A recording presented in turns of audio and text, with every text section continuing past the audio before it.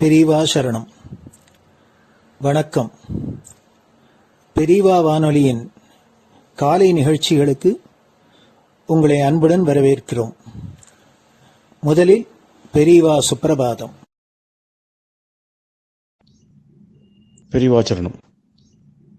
பெரியவா சுப்பிரபாதம் பாடியவர் ஸ்ரீமதி லதா ஸ்ரீதரன் அவர்கள்.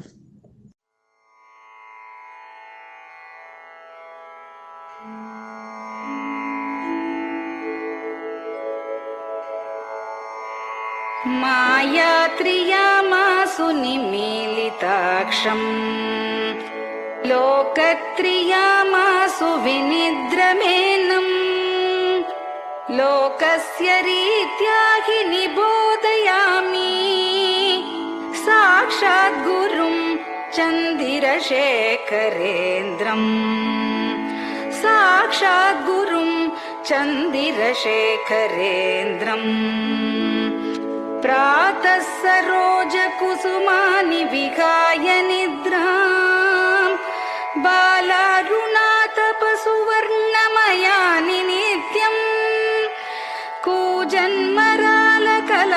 सरवैः स्तुवन्ति श्रीचन्द्रशेखर गुरो तव सुप्रभातम् श्रीचन्द्रशेखर गुरो तव सुप्रभातम् भृङ्गाश्च पीतमधुमत्तविलासिनिभिः युक्ताः सरोजवनजातसुरेणुपीताः त्वां स्तुवन्ति मधुरैः कलगुञ्जनैः स्वैः श्रीचन्द्रशेखर गुरो तव सुप्रभातम् श्रीचन्द्रशेखर गुरो तव सुप्रभातम् ये लालवङ्गनवमालति मल्लिकाद्याः गन्धीनि नित्यममलानि लता सुमानि अर्चन्ति पल्लवकरैर्विनता गृहीत्वा श्रीचन्द्रशेखर गुरो तव सुप्रभातम् श्रीचन्द्रशेखर गुरो तव सुप्रभातम् तुभ्यं रसालकदलीपनसादिवृक्षा कूजन्द्विगङ्गनिवगैर्मधुरं स्तुवन्तः माध्वीकसङ्गमधुरं फलमुद्वहन्ति श्रीचन्द्रशेखर गुरो तव सुप्रभातम् श्रीचन्द्रशेखर गुरो तव सुप्रभातम् कावेरि वारिकृतमञ्जनपूतदेहा वेदादिमन्त्रनिवगैर्मुखरीकृताशाः विप्रास्तुवन्ति सततं नतमस्तकात्माम् श्रीचन्द्रशेखर गुरो तव सुप्रभातम् श्रीचन्द्रशेखर गुरो तव सुप्रभातम् भक्ताश्च ते विहितकर्मचया विशुद्धाः भक्त्यार्जिताखिलविशिष्टफलैकहस्ताः त्वद्दर्शनमगतरं परिलब्धुकामाः श्रीचन्द्रशेखर गुरो तव सुप्रभातम् श्रीचन्द्रशेखर गुरो तव सुप्रभातम् भूत्यासितेन वपुषा भुविशैव तत्त्वम् शक्त्यार्पितेन मनसा वरशाक्ततत्त्वम् नारायणेति वदता वदनेन विष्णोः तत्त्वं त्वया प्रकटितं तव सुप्रभातम् तत्त्वं त्वया प्रकटितं तव सुप्रभातम् स्वामिन् पदाब्जमधुपा इव भक्तलोकाः सेवां विधातुमधुना तव जागरूकाः उत्तिष्ठ पङ्कजपदानि निधाय भूमौ पूर्वं वदामि विनतस्तव सुप्रभातम् पूर्वं वदामि विनतस्तव सुप्रभातम् इत्यष्टकं शुभकरं कलिकल्मषघ्नम् भक्तेन केनचिदगो परिजल्पितं च उत्थाय जल्पति नरो विनत प्रभाते सन्मङ्गलानि लभते बहुधातिशीघ्रम् सन्मङ्गलानि लभते बहुधातिशीघ्रम् सन्मङ्गलानि लभते बहुधातिशीघ्रम्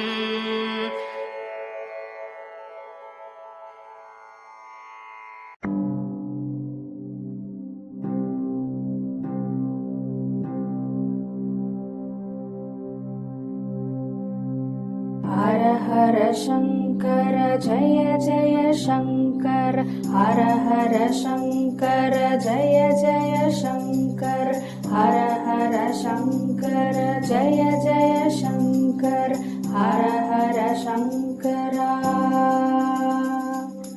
हर हर शङ्कर जय जय शङ्कर हर हर शङ्कर जय जय शङ्कर हर हर शङ्कर जय जय शङ्कर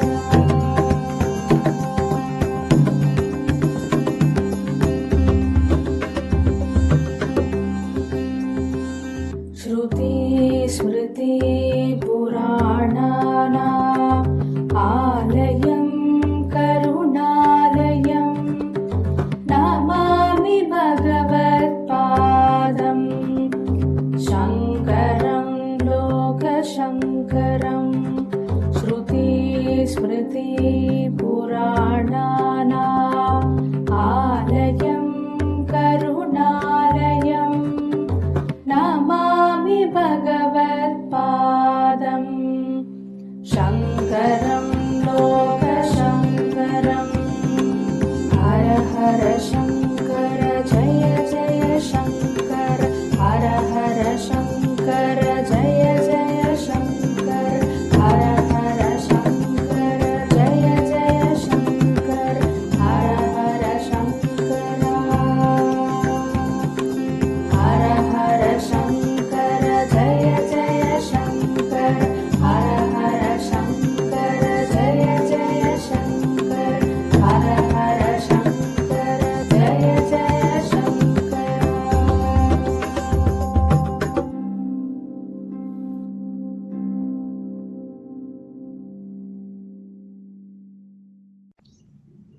பெரியவாச்சரணம். பெரியவா கராவலம்பம். பாடியவர் ஸ்ரீமதி லதா ஸ்ரீதரன் அவர்கள். प्रातः स्मरामि भवदीयमुखारविन्दम् मन्दस्मितं च जनितापहरं जनानाम् प्रातः स्मरामि भवदीयमुखारविन्दम् मन्दस्मितं च जनितापहरं जनानाम् सम्पत्करीं च भवतोऽत्र कटाक्षलक्ष्मीं काञ्चीमठेश मम देहि करावलम्बम् सम्पत्करीं च भवतोऽत्र कटाक्षलक्ष्मीं काञ्चीमठेश मम देहि करावलम्बम् काञ्चीमठेश मम देहि करावलम्बम् काञ्चीमठेश मम देहि करावलम्बम् काञ्चीमठेश मम देहि करावलम्बम् प्रातः स्मरामि कलिदोषहराणि यानि हृद्यानि दिव्यमधुराणि मनोहराणि प्रातः स्मरामि कलिदोषहराणि यानि हृद्यानि दिव्यमधुराणि मनोहराणि वाक्यानि तेऽध्यवदनाम्बुजनिर्गतानि काञ्चीमठेश मम देहि करावलम्बम् वाक्यानि तेऽध्यवदनाम्बुजनिर्गतानि काञ्चीमठेश मम देहि करावलम्बम् काञ्चीमठेश मम देहि करावलम्बम् काञ्चीमठेश मम देहि करावलम्बम् काञ्चीमठेश मम देहि करावलम्बम् वक्षस्थलं विमलहेम समानवर्णम् भस्माङ्कितं जनमनोहर कुङ्कुमाक्तम् वक्षस्थलं विमलहेम समानवर्णम् भस्माङ्कितं जनमनोहर कुङ्कुमाक्तम् प्रातः स्मरामि भवतोऽत्र चिरं महात्मन् काञ्चीमठेश मम देहि करावलम्बम् प्रातः स्मरामि भवतोऽत्र चिरं महात्मन् काञ्चीमठेश मम देहि करावलम्बम् काञ्चीमठेश मम देहि करावलम्बम् काञ्चीमठेश मम देहि करावलम्बम् काञ्चीमठेश मम देहि करावलम्बम्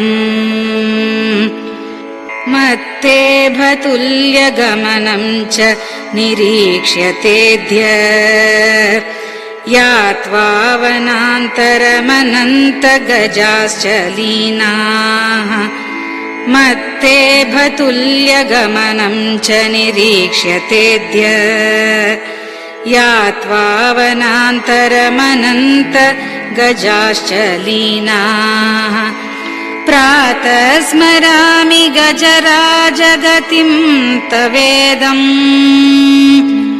काञ्चीमठेश मम देहि करावलम्बम्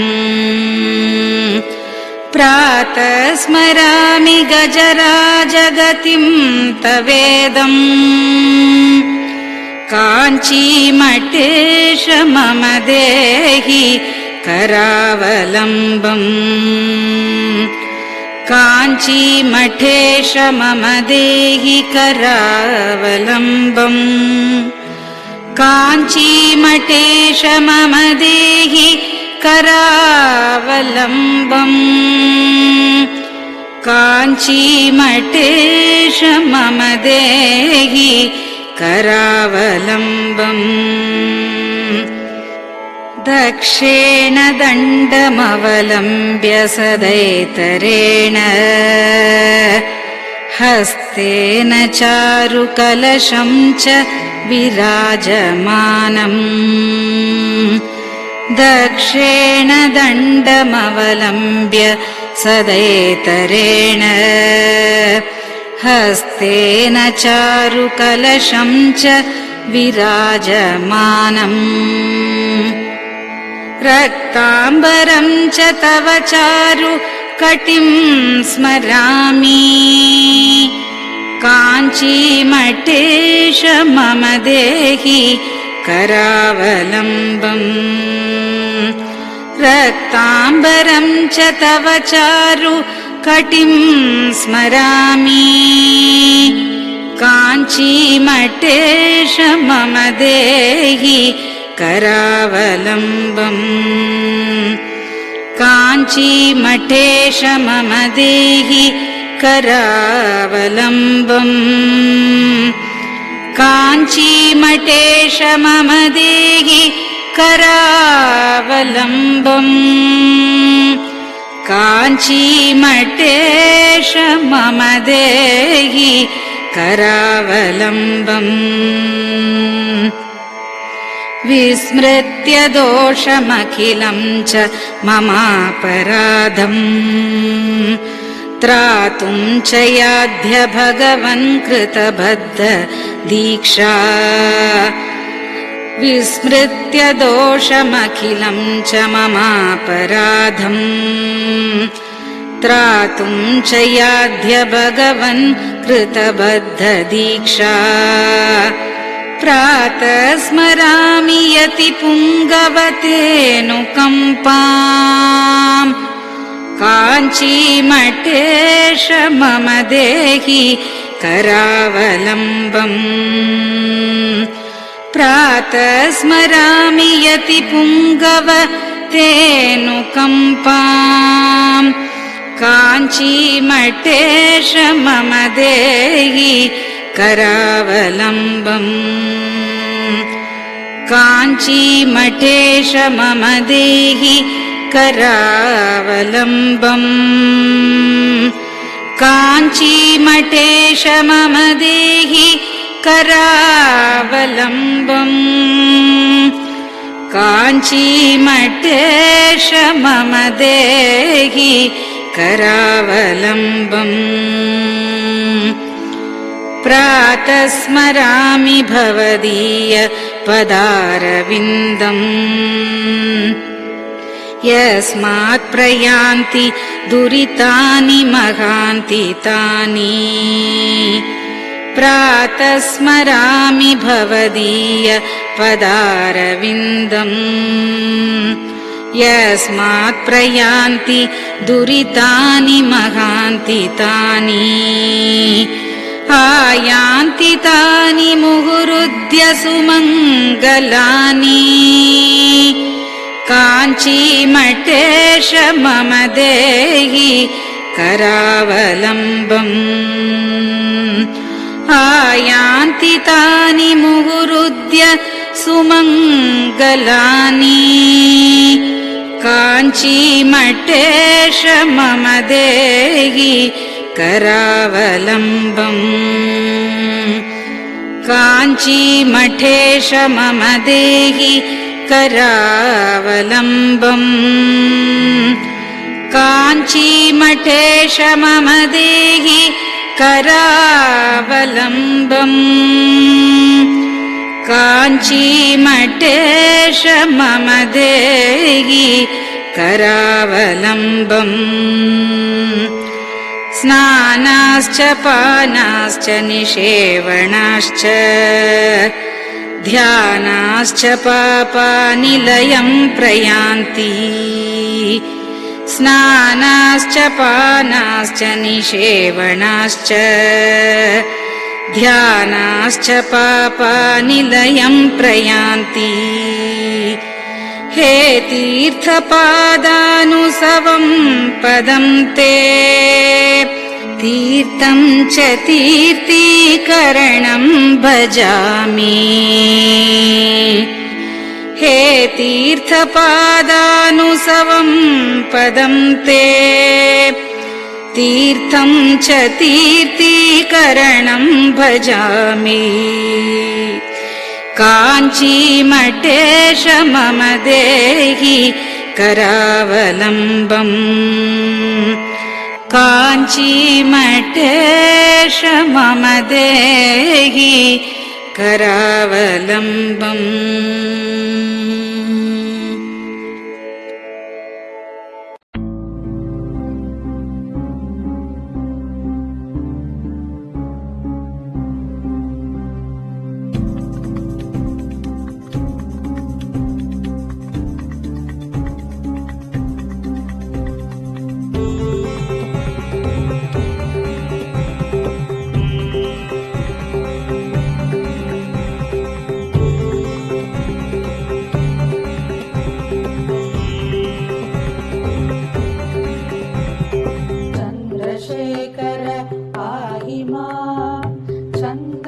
चन्द्रशेखर रक्ष माम् चन्द्रशेखर पाहि माम् जय चन्द्रशेखर रक्ष माम् हर हर शम्भो शिव शिव शम्भो हर हर शम्भो शिव शिव शम्भो हर हर शम्भो शिव शिव शम्भो हर हर शम्भो शिव शिव शम्भो चन्द्रशेखर पाहि माम् चन्द्रशेखर रक्ष माम् चन्द्रशेखर पाहि माम् जय चन्द्रशेखर रक्ष माम् हर हर शम्भो शिव शिव शम्भो हर हर शम्भो शिव शिव शम्भो हर हर शम्भो शिव शिव शम्भो हर हर शम्भो शिव शिव शम्भो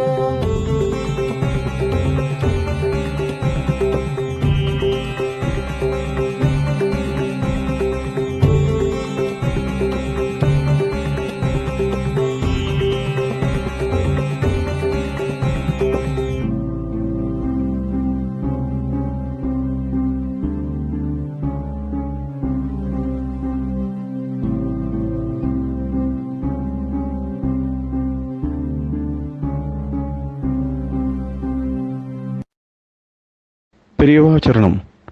நீங்கள் கேட்க இருப்பது பெரியவா குரல். மகா பெரியவா உபன்யாசங்களில் இருந்து சில பகுதிகள். நமः பார்வதி பதயே கோவிந்தநாமசங்கீர்த்தனம். செய்வ அவளுடைய ஒரு பாடசாலை, ஆடியூரில் சமவேத பாடசாலை அவள். ஸ்ரீரங்கத்துலேயும் அதே மாதிரி பெருமாள் கோவிலில் மணலி எஸ்டேட் சம்மந்தமாக ஒரு பாடசாலை இருக்குது. சிதம்பரத்தில் 3 வேதத்துக்கும் பாடசாலை, சாஸ்திரத்துக்கு பாடசாலை. அவ்வளோதும் நகரத்தார் செட்டி நாட்டிலேருந்து அவள் ஏற்பாடு பண்ணி வச்சுருந்தா. திருவானக்காவிலையும் அதே மாதிரி 3 வேதத்துக்கும் பாடசாலை. மாயவரத்துலேயும் 3 வேதத்துக்கும் பாடசாலை. இப்படி அநேக பிராமணர்கள் அநேக பாடசாலைகள் ஏற்பாடு பண்ணி செய்வாள். செட்டி பிள்ளைகள், பிராமணன், இது அநேகம் பேர் அநேக இடங்களில் நகரத்தார் தான் ரொம்ப அதிகம். அது வந்து அப்படி நிறைய பாடசாலைகள், கட்டடங்கள், பெரிய பெரிய கட்டடங்கள், லட்சக்கணக்காக செலவழித்து கட்டடங்கள் கட்டி அதுக்கு நிறைய பூமியை வச்சு எல்லாம் ஏற்பாடு பண்ணியிருக்கா. ஆனால் இப்போது வேதம் படிக்கிற பிராமண பிள்ளைகள் வர வர ரொம்ப குறைஞ்சி போச்சு. இது ஒரு அவள் ஜீவன சௌகரியமாக நமக்கு நடக்கணுமேங்கிறதுனால வேதாத்தியனத்தை கொண்டு போய் போட வேண்டாம் அப்படின்னு அதுக்கு வர குழந்தைகளே ரொம்ப குறைஞ்சி வச்சு. இப்போவே வந்து ஏதான ஒரு சாத்தமோ ஒரு தர்ப்பணமோ ஒரு உபகரணமோ பண்ணி வைக்கிறதுக்கு கிராமங்கள்லேயே வாத்தியார்கள் கிடைக்க மாட்டேங்கிறது. நம்ம தர்மசூத்திரங்களில் 40 சம்ஸ்காரங்கள் 8 குணங்கள் இல்லை, அஹிம்சை, சத்தியம், அஸ்தேயம், பரோபகாரம், இதுபோல அநேக குணங்கள், நற்குணங்கள் சித்திக்காக கர்ம அனுஷ்டான ரூபமாக 40 சம்ஸ்காரங்கள். அது ஜாதகர்மா முதற்கொண்டு சீமந்தமே, கர்ப்பத்தில் இருக்க முடியாத கர்ப்பாதானம் முதற்கொண்டு கடைசியில் இந்த சரீரத்தை கொண்டு போய் அக்னியில் ஆகுதி பண்ண வேண்டியது. கடைசியில் இந்த சரீரம் பிராணவீகமானதுக்கப்புறம் அது ஒரு அந்தியஷ்டின்னு நிஷேகாதி ஸ்மசானாந்தம்னு சொல்லுது. கடைசியில் இந்த சரீரத்தையே எப்படி ஹோமம் பண்ணுறோமோ, உபாசனத்தில் ஒரு அக்ஷத்தையோ ஆஜ்யத்தையோ அக்னியில் ஹோமம் பண்ணுற மாதிரி இந்த சரீரத்தையே, இந்த சரீர திரவியத்தையே கடைசியில் எந்த உபாசன அக்னியை வச்சுட்டு இருக்கானோ அந்த அக்னியிலேயே இது கொண்டு போய் ஆகுதி பண்ண வேண்டியது. அது பத்தினி புருஷன் கிரகஸ்தாளுக்கு 2 பேருக்கும் சேர்ந்து அந்த அக்னி சம்பந்தம். முதல்ல ஸ்திரீ காலமாயிட்டாளானா சுமங்கலியோட, அதுக்கப்புறம் இவன் பாதி பிரிச்சுக்க வேண்டியது. அவள் இருக்கிற காலத்துலேயே பாதி பிரிச்சுட்டு இவன் உபாசனம் நடத்திட்டு வர வேண்டியது. அந்த அக்னியில் இவனுடைய சரீரம், அப்போ தான் இவனுடைய உபாசன அக்னியில் அந்த சரீரம் அர்ப்பணம் பண்ணுறதுன்னு அர்த்தம், ஆகுதி பண்ணுறதுன்னு அர்த்தம். யஜ்யத்தில் ஆகுதி பண்ணுற மாதிரி இந்த சரீரத்தையே கடைசியில் ஆகுதி பண்ண வேண்டியது. தாயாருடைய வயத்தில் முதல்ல இந்த இவனுடைய கர்ப்பாதான காலத்தில் இவனுடைய சரீரத்துக்கு வேண்டிய ஒரு பீஜமானது அந்த இடத்துல ஆகுதி பண்ணப்படுறது. கடைசியில் இந்த சரீரம் வளர்ந்து எல்லா புண்ணியபாபங்கள் எல்லாம் பண்ணி ஏதோ நல்ல காரியங்கள்லாம் சொல்லி கொஞ்சம் 40 சம்ஸ்காரங்கள்லாம் சுத்தி அடைஞ்சு ஆத்ம குணங்கள்னாலையும் சுத்தி அடைஞ்சு பூர்வ பாவங்கள்லாம் நிவர்த்தியாகி அதுக்கப்புறம் இந்த சரீரம் வியோகமாச்சுன்னா அதுக்கு பிரம்மமேத சம்ஸ்காரம்னுட்டு ஒன்று பண்ணணும். அப்படி இல்லைன்னா பிதர்மேதம் சாமானியமாக இருந்தாலும் பிதர்மேதம் பண்ணி அதுக்கப்புறம் அதையே அந்த உபாசனாக்னியிலேயே இல்லை அக்னிஹோத்திரம் மட்டும் அக்னிஹோத்திராக்னியிலே இல்லை அப்புறம் உபாசனாக்னியிலே கடைசியில் கொண்டு ஆகுதி பண்ணணும்னுட்டு இதுதான் நமக்கு பிரம்மக்ஷத்திரிய வைஷ்யாளுக்கு இது அவசியம் இந்த சம்ஸ்காரம் பண்ணணும். 4வது வருணத்துக்கும் அதே தேவதைகளுக்கு நமோந்தமான மந்திரங்கள்னால அந்த சம்ஸ்காரத்தை பண்ணணும் அப்படின்ட்டு இவ்வளோ சம்ஸ்காரங்களில் சில ஆசிரமங்களுக்கு சில சம்ஸ்காரங்கள் கொஞ்சம் சொல்லப்பட்டிருக்கு. பொதுவாக சொல்லப்பட்டது 40 சம்ஸ்காரம்னு அஷ்டோ ஆத்மகுணாக சத்வாரிஜம் சம்ஸ்காராக அப்படின்னு இது புரியுது. அதுதான் விவாக மந்திராதிகள் உபாதன மந்திரம் இதெல்லாம் நமக்கு அர்த்தம் கூட தெரியாமல் இப்போ பண்ணி வைக்கிறவாளே குறைச்சலாக இருக்குது. அதில் அர்த்தம் தெரிஞ்சதா அதுலேயும் குறைவாக இருக்குது. அதுக்காக அவளுக்கு அர்த்தம் தெரியணும்னுட்டு அர்த்தம் எழுதியிருக்கா பெரியவாள் வித்யாரண்யால் பட்டபாஸ்கராச்சாரியால்னு அதுக்கு முந்தி எழுதியிருக்கா. இன்னும் மகேஸ்வராச்சாரியால்னு சுக்ரஜுரேதத்துக்கு எழுதியிருக்கா. இந்த வேதத்துக்கு பட்டபாஸ்கராச்சாரியால் எழுதியிருக்கா. ரிக்வேதத்துக்கும் அந்த மாதிரி அநேகம் பேர் எழுதியிருக்கா. ஆனால் எல்லா வேதத்துக்கும் சேர்த்து எழுதினது வித்யாரண்யால், சகல வேதத்துக்கும் பண்ணினது வித்யாரண்யால் எழுதியிருக்கா. அந்த வித்யாரண்ய பாஷ்யத்தையும் சில பேரை வாசிக்கணும்னா இவ இத்தனை வருஷம் வேதத்தையும் அத்தியனம் பண்ணி அதுக்கப்புறம் சாஸ்திரமும் வாசிச்சு சாஸ்திர ஜானமும் இருந்து சொல்பமாவது சாஸ்திர ஜானம் இருந்து அப்பேற்பட்டவா தான் இதை வாசிக்கிறதுக்கு முடியும். அப்பேற்பட்டவா இப்போ ரொம்ப குறைவாக இருக்கா. அவளுக்கு பாவம் தாரித்திரியம் பௌரோஹித்யத்தினால ஜீவனம் பண்ண வேண்டிய சிரமங்கள் இதெல்லாம் இருக்குது. அதனால் அவளையும் கொஞ்சம் ரொம்ப 2-3 வருஷமாக சேர்த்து சிரமப்பட்டு அவளெல்லாம் அது இப்போ 20-25 பேர் வரைக்கும் கிட்டத்தட்ட 30 பேர் வரைக்கும் நாங்கள் வாசிக்கிறோம்னு சொல்லி அவளுக்கு ஒரு வேதத்தையே 10 பாகமாக பிரித்து ஒரு 6 மாதத்துக்கு ஒரு தரம் ஒரு பாகத்துக்கு பரீட்சை பண்ணுறது, ஒரு 5 வருஷத்தில் அதை பூர்த்தி பண்ணி விடுறது, வேதம் முழுக்க அவள் பாஷ்யம் பார்க்க முடியாகும் அது ஒரு பரீட்சை பண்ணி அவளுக்கு செய்கிறது. அப்படி ஒரு தேசத்துலேயே ஒரு 20-30 பேராவது அர்த்தம் தெரிஞ்சவாள் இருக்காள்னா நாம் ஏதாவது உபநயனம் பண்ணிக்கிறோம் அல்லது விவாகம் பண்ணிக்கிறோம் உபாகரமாக பண்ணிக்கிறோம்னா அதனுடைய அர்த்தம் என்ன தெரிஞ்சுக்கணும், அரையாவது தெரிஞ்சுக்கணும்ன்றது தானே. அப்போது அவளை என்ன இருக்கா அவள் அங்கே உபன்யாசம் பண்ணுவாள் அப்படின்னு கிரகஸ்தாளுக்கு நம்ம சொல்லலாம். 25வது அப்புறம் ஈஸ்வர கிருப்பை இருந்தானா அதுக்கப்புறம் அதிலேருந்து துடுப்பட்டும் இது மூலதனத்துலேருந்து அப்புறம் மேலே உறுதி ஆகட்டும் அப்படின்னு அர்த்தத்தோடு தெரிஞ்சவளாக இருக்கிறவா சில பேராவது நம்ம தயார் பண்ணி வச்சுக்கணும் தேசத்தில் அப்படின்னு வச்சு வேதபாஷ்யத்துக்காக ஒரு ஏற்பாடு பண்ணியிருக்கு. அதில் அவளுக்கு சம்பாவனை இந்த பரீட்சை பாஸ் பண்ணி அவளுக்கு முதல்ல தெரினால 2வது தெரினால 3வது தெரினாலும் பார்த்து அதுக்கு அனுகூலமாக கொஞ்சம் சம்பாவனை பண்ணுறதோடு கூட படிக்கிற காலத்தில் கொஞ்சம் முழுக்க சிரமம் இல்லாமல் பாதி சிரமபரிகாரமாக அவளுக்கு பண்ண முடியாத இந்த 6 மாதத்தில் 200 100 300 அவளுக்கு ஏதாவது கொடுத்து அவளுக்கு கொஞ்சம் சகாயம் பண்ணுறது அப்படின்னு வச்சு ஒரு பரீட்சை ஒன்று ஆரம்பிச்சிருக்கு. அது பெரியவாளுக்கு இப்போ வேதாத்தியனம் பண்ணி சாஸ்திரம் வாசிச்சவாளுக்கு இனிமேல் அடுத்த தலைமுறை பண்ணி வைக்கிறதுக்கு குழந்தையோட வேதாத்தியனம் பண்ணினா தானே அதுக்கப்புறம் பண்ணி வைக்கிறதுக்கு மனுஷாளப்பா அதுலேருந்து அர்த்தம் தெரிஞ்சுக்கிறவா அதுலேருந்து கிடைக்கவா சில பேர் கிடைப்பா. அது வேணா இப்போ பாடசாலைகள்லேயே ஒருத்தர் வந்து சேர்றதில்லை. நிறைய நாட்டுக்கோட்டை நகரத்தில் நிறைய பாடசாலை வச்சுருக்கேன். பிராமண பாடசாலையும் அநேகங்கள் எனக்கு இருக்குது, அநேக இடங்களில் தெரிகிறது எல்லாம் இருக்குது, அநேக இடங்கள் இருக்குது. இருந்தும் ஒருத்தரும் அத்தியனத்துக்கு வரதில்லை. என்ன வாழ் ஒரு சிரமதசையினால் ஏதானும் வேறு எந்த தொழிலாவது நம்ம கற்றுந்து போனால் காலக்ஷேமம் சௌகரியமாக நடக்கும். அத்தியனத்தை மாத்திரம் பண்ணிட்டு இருந்தோம்னா நம்ம குழந்தைகள் ரொம்ப கஷ்டப்படுறது, நாம் கஷ்டப்படுறது போகிறோம், இன்னும் நம்ம குழந்தைகளாவது சிரமப்படாமல் இருக்கட்டும்ங்கிற ஒரு உத்தேசத்தினால இன்னும் அத்தியனம் பண்ணுற பரம்பரையில் இருந்தால் கூட நாம் எல்லாருமே அத்தியனம் பண்ண பரம்பரையில் இருந்தால் தானே ஆரையும் வச்சுருவாங்க ஆரம்பத்தில் நாம் எல்லோரும் பெருப்பட்டவா தான். ஏன்னா நாமெல்லாம் அதை விட்டுட்டோம். அப்புறம் அவான்னு யாரும் தனியாக வச்சுருக்காளா நாமெல்லாம் விட்டுட்டோம். அதை அதனால் நாமெல்லாம் விடக்கூடாது.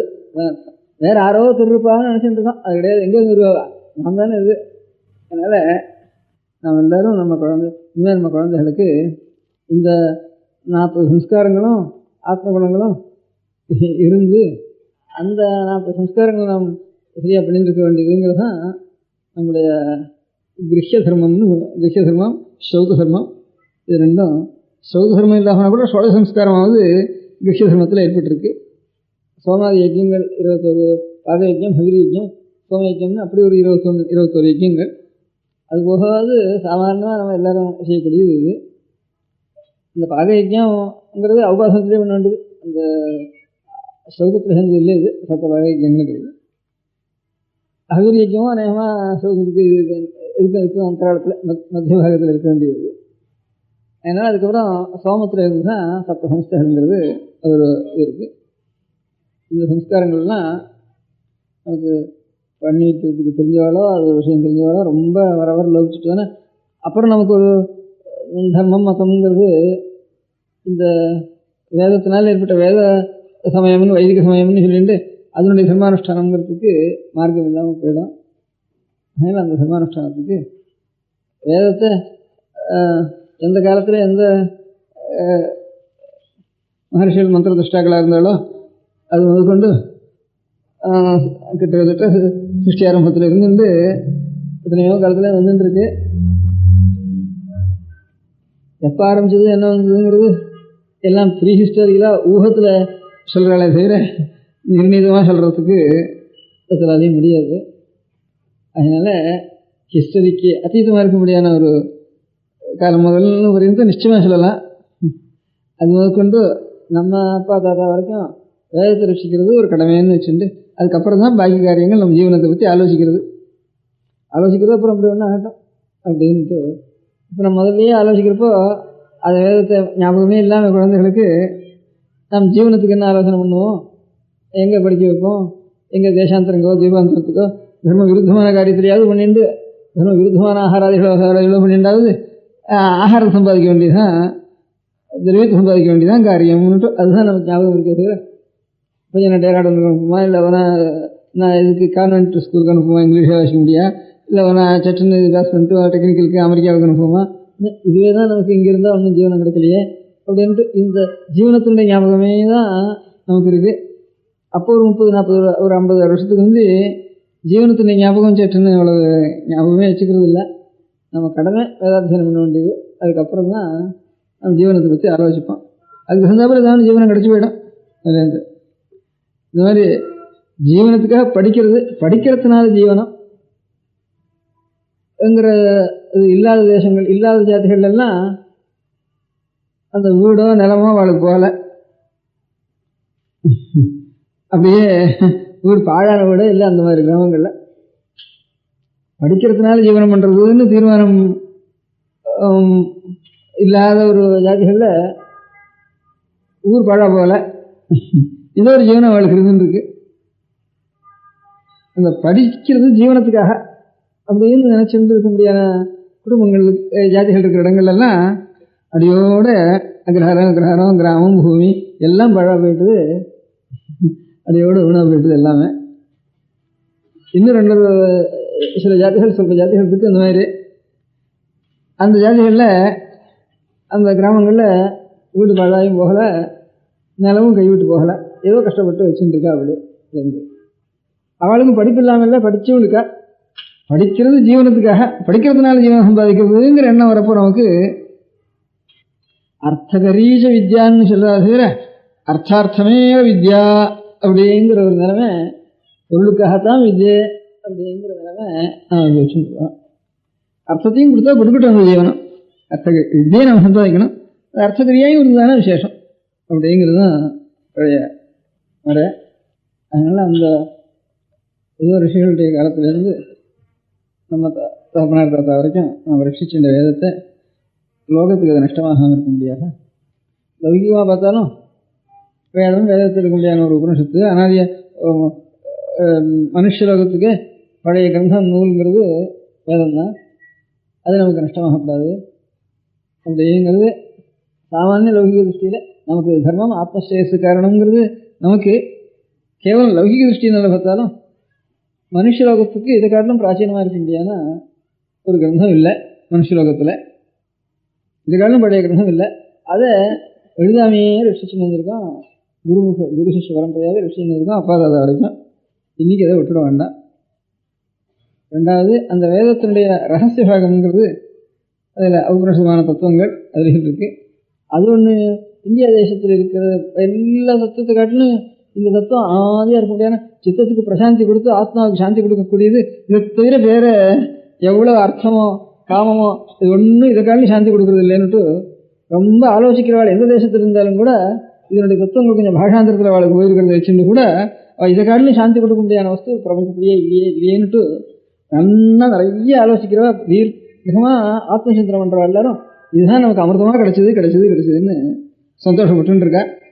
அதனால இங்கே நம்ம தேசத்துக்கு கூட ஒரு கௌரவத்தோட பாக்கி நம்ம தேசத்துக்கு பாக்கி இதர கௌரவங்கள் ஒன்றும் இல்லாமனா கூட நம்ம தேசத்துக்கு வர யாராவது கொஞ்சம் ஆத்ம சிந்தனை உள்ளவாள் வரதா இருந்தானா இது இந்த ஆத்மஸ்வரூப சாட்சா்காரங்கிற பெரிய அமிர்தம் இந்த உபனிஷத்துக்குள்ள இருக்கு அப்படின்னு அதை தலையில் தூக்கிண்டு சந்தோஷப்படுறவாள் நாம் பார்த்துருக்கோம் பூலோகத்தில் எல்லா இடத்துலையும். நாம பிரச்சாரம் பண்ணுறதுக்காக இல்லை, அவளாக தானாக அந்த அவ்வளோ ஆனந்தப்படுறவாள் நிறைய பார்த்துருக்கோம் தேசாந்திரங்கள்லேருந்து கூட வர. அதனால ரொம்ப இருக்கிறதுக்குள்ள பழைய புஸ்தகங்கிறது ஒன்றும் மனுஷ ஜாதிக்கு பழைய புஸ்தகம், மனுஷலோகத்துக்கு பழைய புஸ்தகங்கிறது ஒன்றும், மனுஷத்தினுடைய ஆத்மசாந்திக்கு இதை காட்டிலும் வசந்த அமிர்தம் இல்லைன்னு நம்மளவா இல்லை வேற தேசாந்திரத்தில் இருக்கிறவா இதைத்தான் கீதையில் பகவான் அந்த அர்த்தம் சொல்லிட்டா. அந்த கீதையினுடைய வாக்கியத்தை தெரிஞ்சுக்காமே இதை அனுபவிச்சவா தானா இதே அர்த்தத்தை இதே வாக்கியத்தை டிரான்ஸ்லேட் பண்ணுற மாதிரி எம்லத்வாச்ச அபரம் லாபம் மன்யதே நாதிகம் ததா, எதை அடைஞ்சதுக்கப்புறம் இன்னொரு லாபம் அடையணும்னு தோணாதோ. எஸ்மின் ஸ்திதா, எந்த ஆனந்த நிலையில் இருந்தான அனுபவ நிலையில் நதுக்கேன குருணாபி விசாலியது, பெரிய துக்கம் வந்தால் கூட கொஞ்சம் கூட அசையாது சித்தம் ஜலனுடையது. சம்வித்யா துக்க சம்யோக வியோகம் யோக சங்கீதம், அப்பேற்பட்ட ஒரு யோகம் பேரு. அதான் நம்ம யோகேனாந்தே தனித்தியாம், சரீரத்தை விட்டோம்னா ஆடு மாடு மாதிரி விடக்கூடாது. நம்ம இந்த வைதிக சமயத்தில் இருக்கிறவா யோகேனாந்தே தனித்தியாம். இந்த யோகம்னா என்ன? எஸ்மின்ஸ்தோ நதுக்கேன குருணாபி விசாலியது, எப்பேற்பட்ட மழை இடிஞ்சு விழுந்தாலும் சரி, என்ன அவமானம் வந்தாலும் சரி, என்ன ஆபத்து வந்தாலும் சரி, என்ன துக்கம் வந்தாலும் சரி, கொஞ்சம் கூட அசையாத ஒரு ஆனந்த நிலையில் இருக்கும். அந்த யோகேன அந்தே தனித்தியாம்னு காளிதாசன் சரீர தியாகம் பண்ணுவாங்க, யோகத்தோட பண்ணணும் அப்படின்னு சொல்லியிருக்கா. இதையே இந்த எல்லத்வாச்ச அபரம் லாபம் அந்நியதே நாதிகந்ததாங்கிற அர்த்தத்தை இதை அனுபவிச்சு அத்தனை பேரும் தேசாந்திரத்தில் நல்ல தத்துவஞானம் எல்லாரும் இந்த அர்த்தத்தையே திருப்பி இதை பார்க்காமே கூட அவள் இதே மாதிரி வாக்கியங்களை சொல்லிட்டு இருக்கா. அதனால அந்த வேதத்தினுடைய ஒரு ரகசியம் அது. அந்த ரகசியத்தை அடையணமான இந்த சம்ஸ்காரம் அடைஞ்சாதான், வேதோக்தமான சம்ஸ்காரத்தை அடைஞ்சாதான் அப்பேற்பட்ட ஆத்ம தத்துவம் பிரகாசிக்கும்னு நம்ம ஆச்சாரியாலாம் நமக்கு உபதேசம் பண்ணியிருக்கேன். வேதத்துலேயும் இந்த மாதிரி வாக்கியங்கள் இருக்குது. நமக்கு வித்யை வரணும், அந்த அறியணுங்கிற ஒரு பிரயத்தனம் வரணும்னா இந்த ஆச்சார தர்ம அனுஷ்டானங்களும் ஆச்சாரங்களும் இருக்கணும்ப்பா. சுவர்ணாசிரம சம்மேன தபசா ஹரிதோஷனாக்கு ஞான உற்பத்தி தேபிசாம் க்ஷயாத் தாபஸ்யகர்மணம், இந்த மாதிரி இடங்கள் சொல்கிறப்ப ஆச்சாரியால் சொல்கிற எல்லாரும் இந்த கர்மானுஷ்டானங்களெல்லாம் பண்ணினா தான் சித்தத்துக்கு சம்ஸ்காரம் ஏற்படும். இந்த சித்தத்துக்கு ஒரு சம்ஸ்காரம் ஏற்படுறதுக்கு அப்புறம் தான் அப்பேற்பட்ட உபனிஷத்துக்கு முடியான அதுக்கப்புறம் தான் இவன் அதிகாரி யாரா அதில் அப்படின்னு தர்ம ஜிஜ்ஞாசுக்கு அப்புறம் பிரம்ம ஜிஜ்ஞாசுன்னுட்டு இப்படியெல்லாம் அனுகிரகம் பண்ணியிருக்கா. அது நம்ம பெரியவாள் வரைக்கும் வந்தாச்சு. அடுத்த தலைமுறை என்ன ஆகும்ன்ட்டு இப்போவே ஒருத்தரும் அந்த சம்ஸ்காரங்களை நமக்கு தெரிவிக்கிறவாளோ பண்ணி வைக்கிறவாளோ அதுலேயும் அர்த்தத்தோடு தெரிவிக்கிறவா ரொம்ப குறைவா இல்லை, இப்போவே குறைவாக இருக்குது. இது பண்ணி இது நெட்டு பண்ணாலே இல்லைன்னு சொன்னேன், அப்புறம் பின்னால் இதுவாக போயிடும். அவான்னு ஆரையும் நினச்சிட்டுருக்கோம், அது இல்லை, நாம் எல்லாம் தான் செய்யணும், நம்ம சந்ததிகளை தான் நாம் செய்யணும் அப்படின்ட்டு உங்களுக்கெல்லாம் சொல்லணும். ஏன்னா கிராமாந்தரத்தில் சொன்னால் ஒத்துரும் இல்லை, எல்லாம் ஓடி வந்துட்டாங்க. இங்கே கூட இல்லைன்னு சொல்லலாம், எல்லாம் பம்பாய் கல்கத்தா இன்னும் அப்படி இன்னும் உடக்க போயிட்டா எல்லாரும். ஏன்னா படித்து தான் ஜீவனம் பண்ணுறதுங்கிறதுனுடைய ஒரு பலம் அது. பம்பாய் கல்கத்தா அதனால் நம்ம பெரியவாள் பண்ணுறோம், சொல்பம் சர்ச்சை எடுத்துட்டு அத்தியன சபை அது இது வச்சுட்டு சொல்பமாக வேத சபை அத்தியன சபை பெரியவாள் எல்லாரும் கொஞ்சம் கொஞ்சம் பண்ணுறோம். அவள் ஆத்மஸ்ரேயஸு காய்ச்சது அடுத்த தலைமுறைக்கு வரமதலுக்கு வேணுமே அப்படிங்கிறதுக்கு. இப்படி நமக்கு வயசாகி குழந்தைகளுக்கெல்லாம் 18 வயசு 20 வயசு உபநயனம் ஆகிட்டு இருந்தானே, எல்லா குழந்தைகளுக்கும் வைதிக காலத்துக்கு வந்து லௌகிக காலத்துக்கு வந்து எல்லா குழந்தையும் இப்படி ஆகிட்டு இருந்தானே. அப்படின்னுமே 6 என்னுடைய வாக்கில் ஒரு மந்திரம் இருக்குது, 6 சதவீதத்தில் மந்திரம் இருக்குது, அதை வச்சுட்டு கர்மானுஷ்டானத்தை எப்படி பண்ணுறது அப்படிங்கிறதெல்லாம் கொஞ்சம் நான் ஆலோசிக்கணும். அந்த ஆலோசனை தான் எனக்கு இப்போ முக்கியமாக இருக்குது. அடுத்த சந்ததிக்கு நான் ஒரு வேதத்தை ரட்சித்து கொடுக்கணுமே அப்படின்னு. இதுதான் ஒரு அபிப்பிராயம் உங்களெல்லாம் தெரிவிக்கலாம்னுட்டு இங்கே வந்திருக்கிறவர்கள் தெரிவிச்சோன்னா அவன் மூலமாக எல்லாருமே நீங்கள் போய் சொல்லி எல்லாருக்குமே ஏதோ 100 பேர்னு சொன்னவானா அவளில் ஸ்ரத்தை உள்ளவா எவ்வளோ பேர் அதை ஸ்ரத்தை எடுத்துன்னு செய்கிறாளோ அவ்வளோ வரைக்கும் லாபம் நமக்கு. அவ்வளோ வரைக்கும் எவ்வளோ தூரம் நம்ம சொல்லணுமோ அவள்கிட்ட சொல்லி எல்லோரும் இனிமேல் நம்ம சந்ததிகளில் பிறக்கிறவளுக்கு முதல்ல உபநயனத்துக்கு முன்னா தான் அப்புறம் வேதாத்தியனத்தில் ஞாபகமே வரும். உபநயனமே 20 வயசு 25 வயசு அப்படி இருந்துட்டு 18 வயசு 17 வயசு இப்படி இருந்துச்சுனா அப்புறம் வேதத்துக்கு பிரசக்தியே இல்லாமல் போயிடும். அதனால் இப்போ இந்த ஹேமலம்ப வருஷத்தில் மாசி மாதத்தில் ஒவ்வொரு நீங்கள் இப்போ இந்த மெட்ராஸ் சிட்டி சம்மந்தப்பட்ட பரியந்தம் நீங்கள் கார்பரேஷன் வார்டாக பிரித்தாலும் சரி, போஸ்டல் வார்டாக பிரித்தாலும் சரி, எப்படியாவது உங்களுக்குள்ள ஒரு பிரிவு பிரிச்சுட்டு அந்த எல்லைக்குள்ளே 7 வயசுக்கு மேலே உபநயனமாகாத குழந்தைகள் எத்தனை இருக்குது அப்படின்னு ஒரு ஜாப்தா ஒன்றும் தயார் பண்ணணும். அதோடு கூட விவாகமாகாத குழந்தைகள் எவ்வளோ இருக்குதுன்னு அதையும் தெரிஞ்சுட்டாங்கன்னா ஏதோ நம்ம உபகாரம் ஏதாவது நடந்ததுன்னா அதுவும் நடக்கட்டும். அது ஒரு தனி காரியம். இதுக்கு சாட்சாத் உபயுக்தமான காரியம் இல்லாதனாலும் ரொம்ப கஷ்டம். எல்லா ஜனங்களும் ரொம்ப கஷ்டப்படுறது. அது யாத்தாவது ஒன்று கையில் இருக்கட்டும். அதுலேருந்து ஏதாவது நம்மளால் அந்த குழந்தைகளுக்கு முடிஞ்சுதானா பார்ப்போம். ராஜாங்கங்கள் வேறு நிமிஷம் அவள் அபிப்பிராயப்பட்டு போனதுனால இந்த சட்டங்கள் இந்த அபிப்பிராயங்கள்லாம் வரத்துக்கு வந்து என் பாலியத்தில் கல்யாணமாகாத குழந்தையே காணலைன்னா, ரிதுவுக்கு அப்புறம் கல்யாணமாகாத குழந்தையே காணல. இப்போ குழந்தை கல்யாணமாகுங்கிற துக்கமும் அந்த குழந்தைகள் படுற துக்கமும் அந்த மாதா பிதாக்கள் படுற துக்கமும் ரொம்ப சிரமமாக இருக்குது. இந்த சட்டங்கள்லாம் வந்ததுக்கப்புறம் லோகமே ஒரு ஜாத்தின்னு இல்லை, சகல ஜாதிகளும் அப்படி கஷ்டப்படுறது. அதுக்கு வந்து கல்யாணம் ஆகாமல் இருக்குமான்னு தோன்றது. அவனுக்கு பிறந்தா ஏற்பட்டிருக்கானே அவன் பண்ணிட்டு வரான் அப்படிங்கிறது தான் அப்படி வாக்காக இருக்குமே தவிர 12 வயசுக்கு அப்புறம் கல்யாணம் ஆகாத குழந்தைகள் நம்ம பார்த்ததே இல்லை. நீங்களும் உங்கள் பாலியத்தை பார்த்துருக்க மாட்டேன். அதுலேருந்து இன்னும் இருக்கிற குழந்தைகள்லாம் இதுதான் பார்த்துருப்பா. அந்த காலம் அவளுக்கு தெரியவே தெரியாது. அப்படி ஆகிடுறது. இப்போ இதனுடைய பலம் குழந்தைகளுக்கு கல்யாணமாகவும் ஆகுமான்னு இந்த சட்டத்தினுடைய பலம் அவ்வளோ சிரமமாக இருக்குது. இது அவள் தேசாந்திரத்திலாம் இருக்கிற மாதிரி பண்ணணும்னு என்னமோ அவளோட அபிப்பிராயங்கள் பண்ணி பலம் நம்ம இப்படி இருக்குது. அவள் என்ன உத்தேசம் பண்ணினா நல்ல உத்தேசம் அவள் பண்ணியிருக்கலாம். நமக்கு பலம் வந்து அவளை பற்றி தோஷம் சொல்கிறதுக்கு இல்லை, அவளுக்கு ஒரு அபிப்பிராயம் தோணிருக்கு. நமக்கு பிரத்யட்சமாக பலம் இந்த மாதிரி துக்கமும் கஷ்டமும் குழந்தைகளுக்கு கல்யாணம் ஆகுமாங்கிற கஷ்டம் இப்போ ஒரு 20 வருஷமாக தாங்க முடியாத சிரமமாக இருக்குது. அது வந்து ஒன்றும் இல்லை. குழந்தைகளுக்கு 12 வயசுக்குள்ள கல்யாணம் ஆகாது கூட குழந்தை இருக்குமான்னு ஆச்சரியமாக இருக்குது அப்போ. ஏன்னா அதுவும் ஒரு ஜாப்தா ஒன்று எடுக்கிறது நம்மளால் எனக்கு கைத்திரியத்துக்கு. இதுவும் நம்மளால் குழந்தைகளுக்கு நாம் செய்ய வேண்டிய கைத்திரியம். அப்புறம் இந்த உபநயனமான குழந்தைகளுக்கு எத்தனையோ டியூஷன் சொல்லி வைக்கிறான். அந்த மாதிரி நித்தியம் 1 மணியோ 3/4 மணியோ எப்படி சௌகரியமோ ஏதோ இருக்கிற சாஸ்திரில் அவளை பிரார்த்திச்சுண்டு 1 மணி வந்து சொல்லணும் அப்படின்னு அவளை பிரார்த்திச்சுண்டு ஒவ்வொரு இடத்துலையும் அப்படி சேர்த்து எல்லா குழந்தைகளுக்கும்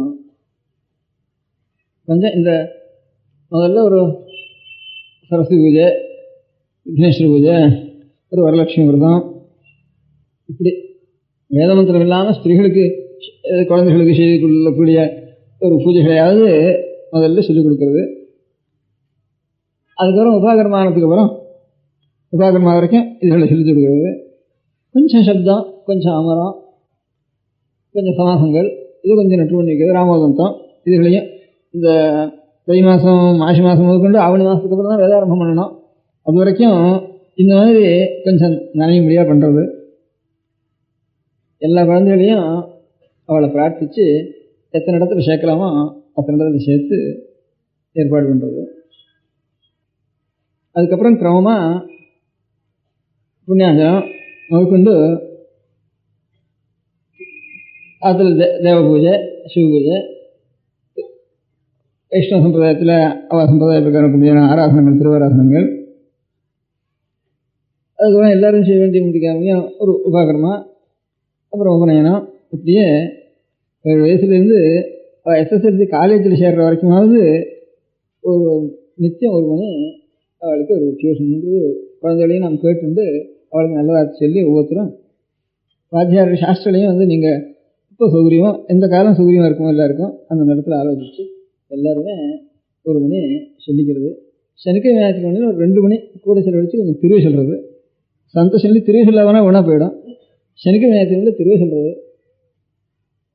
வெக்கேஷனில் ஒரு 10 நாள் மாத்திரம் வெளியில் போயிட்டு வரங்க குழந்தைகள்னுட்டு பாக்கி நாளையும் நித்தியம் சேர்க்கிற மாதிரி அப்பவும் உபயோகப்படுத்துறது. இப்படி நல்லா உபயோகிச்சுட்டோம்னா வந்து பள்ளிக்கூடத்துக்கு போகிற நாளை காட்டிலும் லீவு நாள் தான் அதிகம். அதனால் அதை முழுக்க லீவு நாள்லாம் 2 மணி 3 மணி வச்சுட்டோம்னா பாடசாலையில் ஒரு 8 வருஷம் வாசிச்சா எவ்வளவோ அதை காட்டிலும் ஜாஸ்தியாக ஆத்திரையே வந்துடும். இதனால் ஸ்கூல் பாடத்துக்கு இடைஞ்சல் ஏற்படாது. நல்ல சாஸ்திரமோ சம்ஸ்கிருதமோ வேத சம்ஸ்காரமோ ஏற்பட்ட குழந்தைகள் தான் முதல்ல பாஸ் பண்ணுறது பார்த்துட்டோம். நம்ம ஐயர்வாளாத்து குழந்தைகளை காட்டிலும் சாஸ்திரலாத்து குழந்தை தான் முதல்ல வந்து பாஸ் பண்ணிட்டு வருது, அதையும் பார்த்துருக்கோம். அதனால் இந்த சம்ஸ்காரம் ஏற்பட்டுவானா அந்த பாடங்களும் ரொம்ப சீக்கிரத்தில் கிரகிக்கிறதுக்கு இந்த சம்ஸ்காரம் இல்லாததுனால தான் இப்போ ஒரு 30 வருஷத்துக்கு முந்தி காலேஜ்லையோ ஹைஸ்கூல்லையோ பையன்களுக்கு எவ்வளோ ஞானம் இருந்தோ அதில் 10% ஞானம் கூட இல்லை இப்போ படிக்கிறவளுக்கு அதே கிளாஸில் பிரத்யட்சமாக பார்க்குறோம். நாம் படிச்சிருந்துக்கிற காலத்துலேயே நம்ம மட்டம் சொல்லிட்டு இருந்தால் அதுக்கு முந்தி இருந்தவா. இப்போ நமக்கும் அதுக்கும் இப்போ இருக்கிற குழந்தைகளுக்கு பார்த்தோம்னா ரொம்ப குறைவாக இருக்குது. இந்த ஆத்மசம்ஸ்காரம் இல்லாததுதான் இதுக்கு காரணம்னு தோன்றது எனக்கு. அதனால் இதனால் அந்த பாடத்துக்கு ஒன்றும் கெடுதல் இல்லை. லீவ் அந்த எக்ஸாமினேஷன் டயத்தில் மாத்திரம் ஒரு 10 நாளைக்கு அவளுக்கு இந்த 1 மணி கூட வேண்டாம், அதுக்கு லீவ் விட்டுருது. நித்தியம் ஒரு நாளும் ஒரு கிளாஸுக்கும் வர்றது, அதை அட்டெண்டன்ஸ் எடுக்கிறது, அந்த வாத்தியார் எழுதி பண்ணுறது, அந்த மாதிரி ஏற்பாடு பண்ணால் தேவையில்லை. இது ஒவ்வொருத்தரும் செய்ய வேண்டியது. எல்லோரும் சேர்ந்து ஆலோசித்து அந்தந்த இடத்துல எந்த இடத்துல பண்ணலாம், அந்தந்த சாஸ்திரலையும் ஒவ்வொரு சாஸ்திரம் ஒவ்வொரு இடத்துல ஏற்பாடு பண்ண சொல்லி இந்த நகரத்தில் கொஞ்சம் சௌகரியமாக இருக்கிற இடத்துல ஏற்பாடு பண்ணிக்கலாம் இந்த வார்டு பிரகாரம். அதுக்கப்புறம் நாம் பண்ணுறதோட சில குழந்தைகளுக்கு நாம் கொஞ்சம் உபகார திரவியம் கொடுத்து இந்த மாதிரி பண்ணுங்கப்பா, கொஞ்சம் சிகை வச்சுங்க, ஒரு இது சாயந்தரம் அத்தியானம் பண்ணுறதுக்கு வரதா இருந்தாங்கன்னா கொஞ்சம் குளிச்சுட்டாவது ஒரு மடியை கட்டிட்டு ஸ்நானம் பண்ண வேண்டாம், உடம்பு சொல்லுங்க, குளிச்சுட்டு விபூதியோ திருமணம் வச்சுட்டு மடியை கட்டிட்டு அதுக்கப்புறம் வந்து செல்லுங்கன்ட்டு குழந்தைகளை சொல்லலாம். அவளுக்கு இந்த 4th ஸ்டாண்டர்டோ 1st வாரத்துலேயோ இருக்கிற குழந்தைகளை உபநயனம் பண்ணி ஆரம்பிச்சுட்டுவானா அதுக்கப்புறம் அவள் SSLC வரைக்கும் மாதம் ஒரு 5 or 6 உனக்கு பெண்ணுருக்கேன், நீ இப்போ புஸ்தகம் வாங்கிக்கிறதோ, ஸ்கூலுக்கு ஃபீஸ் இருந்தானா ஃபீஸை கட்டுறதோ, ஃபீஸ் இல்லாதவனா நீ எதாவது சொந்த உபயோகப்படுத்தினாலும் படுத்திக்கோ அப்படின்னு ஒரு 5000 ரூபா அவளுக்கு இந்த ஸ்பெஷல் ஃபீஸுன்னு நினைவு இருக்குது. இப்போ ஃபீஸ் இல்லாதனா கூட புஸ்தகம் வேறு, நோட் புக் வேறு, ஸ்பெஷல் ஃபீஸ் வேறு, அது ஒரு நிறைய அநேக செலவுகள் இருக்குது இப்போ. அதனால் எப்படியோ ஒரு மாதம் ஒரு 5000 ரூபா குழந்தைகளுக்கு உபயோகமாக முடியாது. அப்படி ஒரு 20 குழந்தைகளோ 10 குழந்தைகளோ 30 குழந்தைகளோ அந்த 5000 ரூபாயோ ஒவ்வொருத்தரும் கொஞ்சம் சௌகரியம் இருக்கிறவா தன் குழந்தைகளுக்கு சொல்லி வைக்கிறதோட கூட அந்த 5000 ரூபாயில் ஒரு பாக்கி ஒரு 8 ரூபா ஒருத்தரும் கொடுக்குறதுன்றது தானே, ஒரு 2 ரூபா அதில் வாத்தியாருக்கு எடுத்து வைக்கலாம், ஒரு 5-6 ரூபா குழந்தைக்கு கொடுக்கலாம். அப்படி சொல்லி சில ஏழை குழந்தைகளுக்கு அவளுக்கு உபநயனம் நாம் தர்மோபநயனம் முதலே பண்ணி வச்சுடுறது. அப்புறம் இந்த SSLC வரைக்கும் இப்போ நித்தியம் 1 மணி இதுக்கு உபயோகப்படுத்திக்கோ, லீவு நாளில் 2 மணி 3 மணி உபயோகப்படுத்திக்கோ அப்படின்னு சொல்லி ஒரு ஏற்பாடு பண்ணினா கொஞ்சமாவது அடுத்த தலைமுறைக்கு நமக்கு சாமான்யமாக கொஞ்சம் ஒரு பிரயோகங்கள் பண்ணி வைக்கிறதுக்கு அவள் ஏதாவது வேறு ஜீவனத்தில் இருந்தாலும் அவள் ஆத்மார்த்தமாயும் பண்ணிக்கலாம், ஸ்நேகிகளுக்கும் அந்த இடத்துல பண்ணிக்கலாம். இப்போ பெரிய இப்போ வடக்கு அநேக இடங்களில் பெரிய இப்போ மும்பாய் கல்கத்தா இப்போ டெல்லி இப்படி இருக்கிற இடத்துல வாத்தியார்கள் சங்கம் வச்சுருக்கேன். தனித்தனியாக அநேக இடங்களில் 10 வீடு 20 வீடு 30 வீடு இப்போ அநேக இண்டஸ்ட்ரீஸ் எல்லாம் புதுசு புதுசாக உண்ட இடத்துல ப்ராஜெக்ட்ஸ் எல்லாம் உண்டார இடத்துலலாம் போகிறா. அங்கெல்லாம் ரொம்ப தூரம் இருக்குது, போய் 400 மைல் 500 மைல் கூட வர வேண்டியிருக்கு ஒரு இடத்துல கர்மானுஷ்டானங்கள் பண்ணுறதுக்கு ரொம்ப சிரமப்படுறா அந்த இடங்களில். ஆனால் இருக்கிற லௌகிக்காலே ஒருத்தருக்கு சகாயம் பண்ணி வச்சுக்க வேண்டிய ஒரு ஸ்திதி கூட சில சமயங்கள் நேர்றது. அதில் அவளுக்கு இப்போ அவளுக்கு லௌகிக்காலுக்கே கொஞ்சம் சில பேருக்காவது அந்த மாதிரி லௌகிக ஜீவன உத்தியோகம் பண்ணுறவளுக்கு இந்த விஷயங்களும் தெரிஞ்சிருந்ததுன்னா தனியாக வாத்தியாருன்னு அது ஒரு ஜாதின்னு நினச்சிட்டு அவள் இன்னும் வைத்திய வேலை எல்லாம் சரியா இங்கிலீஷ் வாக்கி வச்சுடுறாங்க, நாமே அவளை வச்சுட்டு நாம் இந்த மாதிரி போடுறதுல கூட நாம் அவளை தூஷிக்கணும். அந்த தூஷணுக்கெல்லாம் இடம் இல்லாமல் வந்து இந்த மாதிரி சில குழந்தைகளுக்கு கொஞ்சம் உபகார திரவியங்களை கொடுத்து அதுக்கு ஒரு டிசிப்ளினை கொஞ்சம் நன்னா வச்சு வாத்தியாருக்கும் ஏதாவது கொஞ்சம் ஆனவர்கள் ஏதாவது கொடுத்து நம்ம அந்த மாதிரி செஞ்சுட்டு வரலாம் அப்படின்ட்டு 2 காரியம். அதாவது இதுக்கும் ஒவ்வொரு எல்லையிலையும் எத்தனை பேர் நமக்கு குழந்தைகளுக்கு இந்த ஒரு உபகாரம் தெரியும், மாதம் 8 ரூபா கொடுக்கறதுக்கு சௌகரியமாக எத்தனை பேர் சேர்றாளோ அதை ஏற்பாடு பண்ணி அதுக்கு ஒரு கமிட்டி மாதிரி அதை நிர்வாகம் பண்ணுறதுக்கு ஒரு 8 பேர் வச்சு அந்த ஸ்கூலுக்கு 8 பேர் மெம்பர் வேணுன்றது நான் சொல்கிறதுக்காகனாட்டா ஒரு கிழமைக்கு ஒருத்தர் இந்த மெம்பர்களில் ஒருத்தர் கூட அந்த ஆச்சார பாடம் சொல்கிற காலத்தில் இவ கூட இருக்கணும், கூட இருந்து அட்டெண்டன்ஸ் எடுக்கணும். சரியாக 1 மணின்னா 2 மணி இழுத்துட்டாருன்னா பையனுக்கு சிரமங்கள்லாம் வந்துடும். ஒரு பையன் நாழி வச்சு வந்தாருன்னா அப்புறம் அவனுக்காக காத்துண்டு இவனுக்காக காத்துண்டு அப்புறம் இது பாட்டும் இழுத்துட்டே வீட்டு தானே அப்புறம் வர வர அதில் அஸ்ரத்தை கொடுத்துடும், என்ன பணம் கொடுத்தாலும் ஊனா போயிடும். இந்த ரொம்ப டைம் பிரகாரம் இருக்கணும். அதுக்கு ஒரு கிழமைக்கு ஒருத்தர் அங்கே சொல்லுவாங்க. அதுக்காக தான் 8 மெம்பர் வேணும்னு நாங்கள் எழுதுவோம். ஒரு இந்த கிழமை மெம்பர் நேரம்ட்டு ஒரு கிழமைக்கு ஒருத்தர் அதிகப்படியாக ஒருத்தர் அப்படி வச்சுட்டுவானா அவளே இருந்து ஒவ்வொரு நாளும் அவள் அட்டெண்டன்ஸ் எடுத்து அந்த மணிக்கணக்கை முதற்கொண்டு அட்டெண்டன்ஸ் எடுத்து அது மாதத்துக்கு மாதம் மடத்துக்கு அனுப்பிச்சிடணும் ஒரு ரிப்போர்ட்டு அப்படின்ட்டு அந்த பணத்தையும் வசூல் பண்ணணும். அதுக்கு ஒரு ட்ரெஷர் ஏற்பாடு பண்ணணும். அப்படி எத்தனை பேர் இதுக்கு பணம் கொடுக்கறதுக்கு சௌகரியமாக இருக்காளோ அத்தனை குழந்தைகளை இந்த டிசிப்ளினோட அந்த நிர்பந்தப்படுத்தி செய்யலாம். பாக்கி குழந்தைகளை நம்முடைய மாறலாக நம்ம அத்தனை பேரும் நம்மாத்து குழந்தைகளை அப்படியே 1 மணி சொல்லணுப்பான்னு அவனுக்கு நல்ல வார்த்தை சொல்லி இந்த குழந்தைகளை அதோட சேர்த்து விடணும். நான் இந்த மாதிரி இப்போ இந்த வேதபாஷ்யத்துக்கு ஏற்பாடு பண்ணி செலவழிக்கிறதுல கிட்டத்தட்ட வருஷத்தில் ஒரு 15,000 ரூபா வரைக்கும் செலவழிகிறது. அதுக்கு ஒரு தனி ட்ரஸ்ட்டு இப்போ ஏற்பாடு பண்ணி அதனுடைய வருமானத்துலேருந்து செஞ்சுட்டுருக்கு. அந்த ட்ரஸ்ட்டில் இருந்தே இன்னும் கொஞ்சம் கூட பாக்கி இருக்கிற பணத்தை இந்த மாதிரி குழந்தைகளுக்கு பண்ணி காட்டலாம்னுட்டு காஞ்சிபுரத்தில் ஏற்பாடு பண்ண சொன்னேன். நான் இருக்கிற இடத்துல அங்கே வைஷ்ணவ குழந்தைகள் அதிகம் இங்கே பெரிய காஞ்சிபுரத்தில், சின்ன காஞ்சிபுரத்துலையும் ஏற்பாடு பண்ணியிருக்கு, பெரிய காஞ்சிபுரத்துலையும் ஏற்பாடு பண்ணியிருக்கு. வாத்தியார்களும் நல்லா நடத்துகிறா, பையன்களும் ரொம்ப உற்சாகமாக நடத்திட்டு இருக்கேன். ஒரு இடத்துலையாவது பண்ணி காட்டினதுக்கப்புறம் தான் வடி இடத்துல பிரஸ்தாபம் பண்ணணும்னு உத்தேசம் எனக்கு. அதில் எனக்கு என்ன சந்தோஷம்னா இதில் பணம் வாங்குறதுக்கு இல்லாமல் பணம் வாங்கிக்காமல் தனியாக கிராப் வச்சுட்டு பையன்கள் கூட தான் கிராப் எடுத்துட்டு எனக்கும் சொல்லிக் கொடுங்கன்னுட்டு 2-3 பேர் சேர்ந்துட்டுருக்கேன். அதனால குழந்தைகளுக்கு இதில் ஸ்ரத்தை இருக்கும்னு ஒரு நம்பிக்கை எனக்கு. ஒரு பையன் வந்தால் கூட அது பெரிய கோட்டி தனம் கொடுத்த மாதிரி அவ்வளோ சந்தோஷமாக இருக்கு எனக்கு. அவன் அந்த பையனிலே எங்களுக்கும் சொல்லி நான் இன்னும் பார்க்கவே இல்லை அந்த பையனில் அவனெல்லாம் கிளாஸில் சேர்ந்துட்டுருக்கேன். இந்த மாதிரி தானே எங்களுக்கு பணம் வேண்டாம் அவன் சொல்லிக்கிறோம் அப்படின்ட்டு கேட்டுருக்கேன். அதனால் இந்த குழந்தைகளுக்கு இந்த மாதிரி ஒரு மணி நேரம் நடக்கிறதுன்னு இருந்ததுன்னா நாமும் பெரியவாளும் அதோட சேர்றதுக்கு நமக்கும் உற்சாகம் வந்துடும்.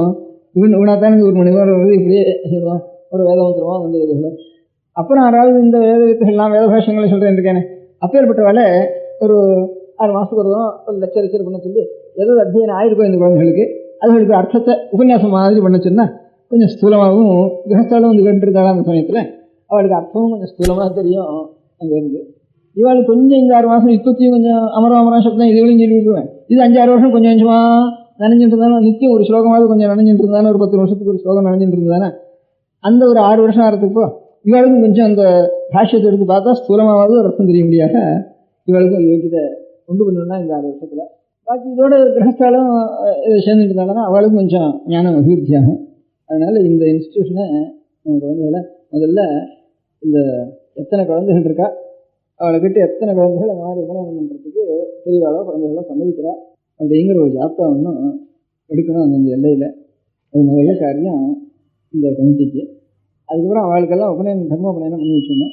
சில பேர் இந்த இப்போ திருவள்ளுவரில் ஐசங்கராச்சாரியன்னு பக்தம் போடுறதுக்கு அவர் கொஞ்சம் தர்மோபநயனம்லாம் வைஷ்ணவ குழந்தைகளுக்கு தர்மோபநயம் பண்ணுறார். ராமகிருஷ்ணா மடத்தில் கொஞ்சம் தர்மோபநயம் நடக்குது. அதை பார்த்து கொஞ்சம் இப்போ நம்மளோட வாழும் கொஞ்சம் இந்த பக்கத்தில் கொஞ்சம் தர்மோபநயனம்னு ஆரம்பித்து அத்தியன சேவை தானே பண்ணுறாள் தர்மோபநயனம். சங்கர மடத்தில் அவளும் கொஞ்சம் உபநயனம் அதை பார்த்துட்டு இவளும் கொஞ்சம் நான் 2 இடத்துல கொஞ்சம் ஆரம்பிச்சிருக்கேன். அது கொஞ்சம் இதுவாகவே ஊர் முழுக்க ஒவ்வொரு ஆற்றுக்கும் போய் சொல்லி எத்தனை குழந்தைகளுக்கு சேர்றதோ அதில் அவளுடைய சௌகரியம் இருந்து அவளே நடத்தினாலும் சரி, அவளே பணம் கொடுத்து நாசுபநயனத்தில் சௌகரியம் இருக்கிறவா இதோட சேர்த்து நடத்தினாலும் சரி, இல்லை தனியாக ஆற்றுல நடத்துகிறோம்னு சொல்லி அப்படி நடத்தினாலும் சரி, எல்லாரும் இந்த வருஷத்தில் 7 வயசுக்கு இருக்கிற அத்தனை குழந்தைகளுக்கும் பொன் குழந்தைகள் காய்ச்சிருக்கே. அதுக்கப்புறம் தான் இது கல்யாணம் ஆகணும்னா பொன் குழந்தைகளுக்கு இப்போ இன்னொரு குடும்பத்தை பார்த்து வரணும் தேடி அதுக்கப்புறம் ஆகணும். அதுக்கே 28-20 வயசு வருது.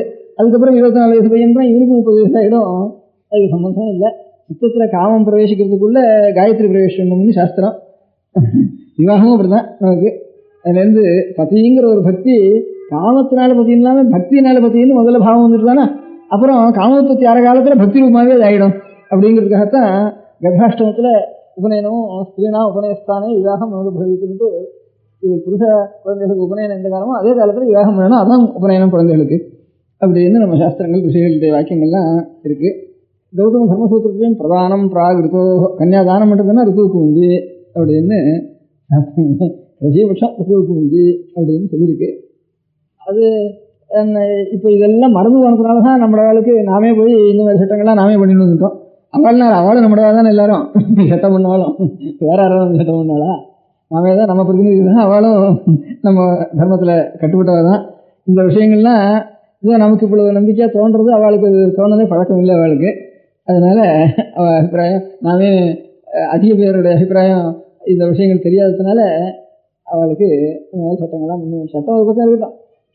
நாமே இப்போ சட்டத்துக்கு மேலே உபநயனத்துக்கு ஒரு சட்டம் இல்லை.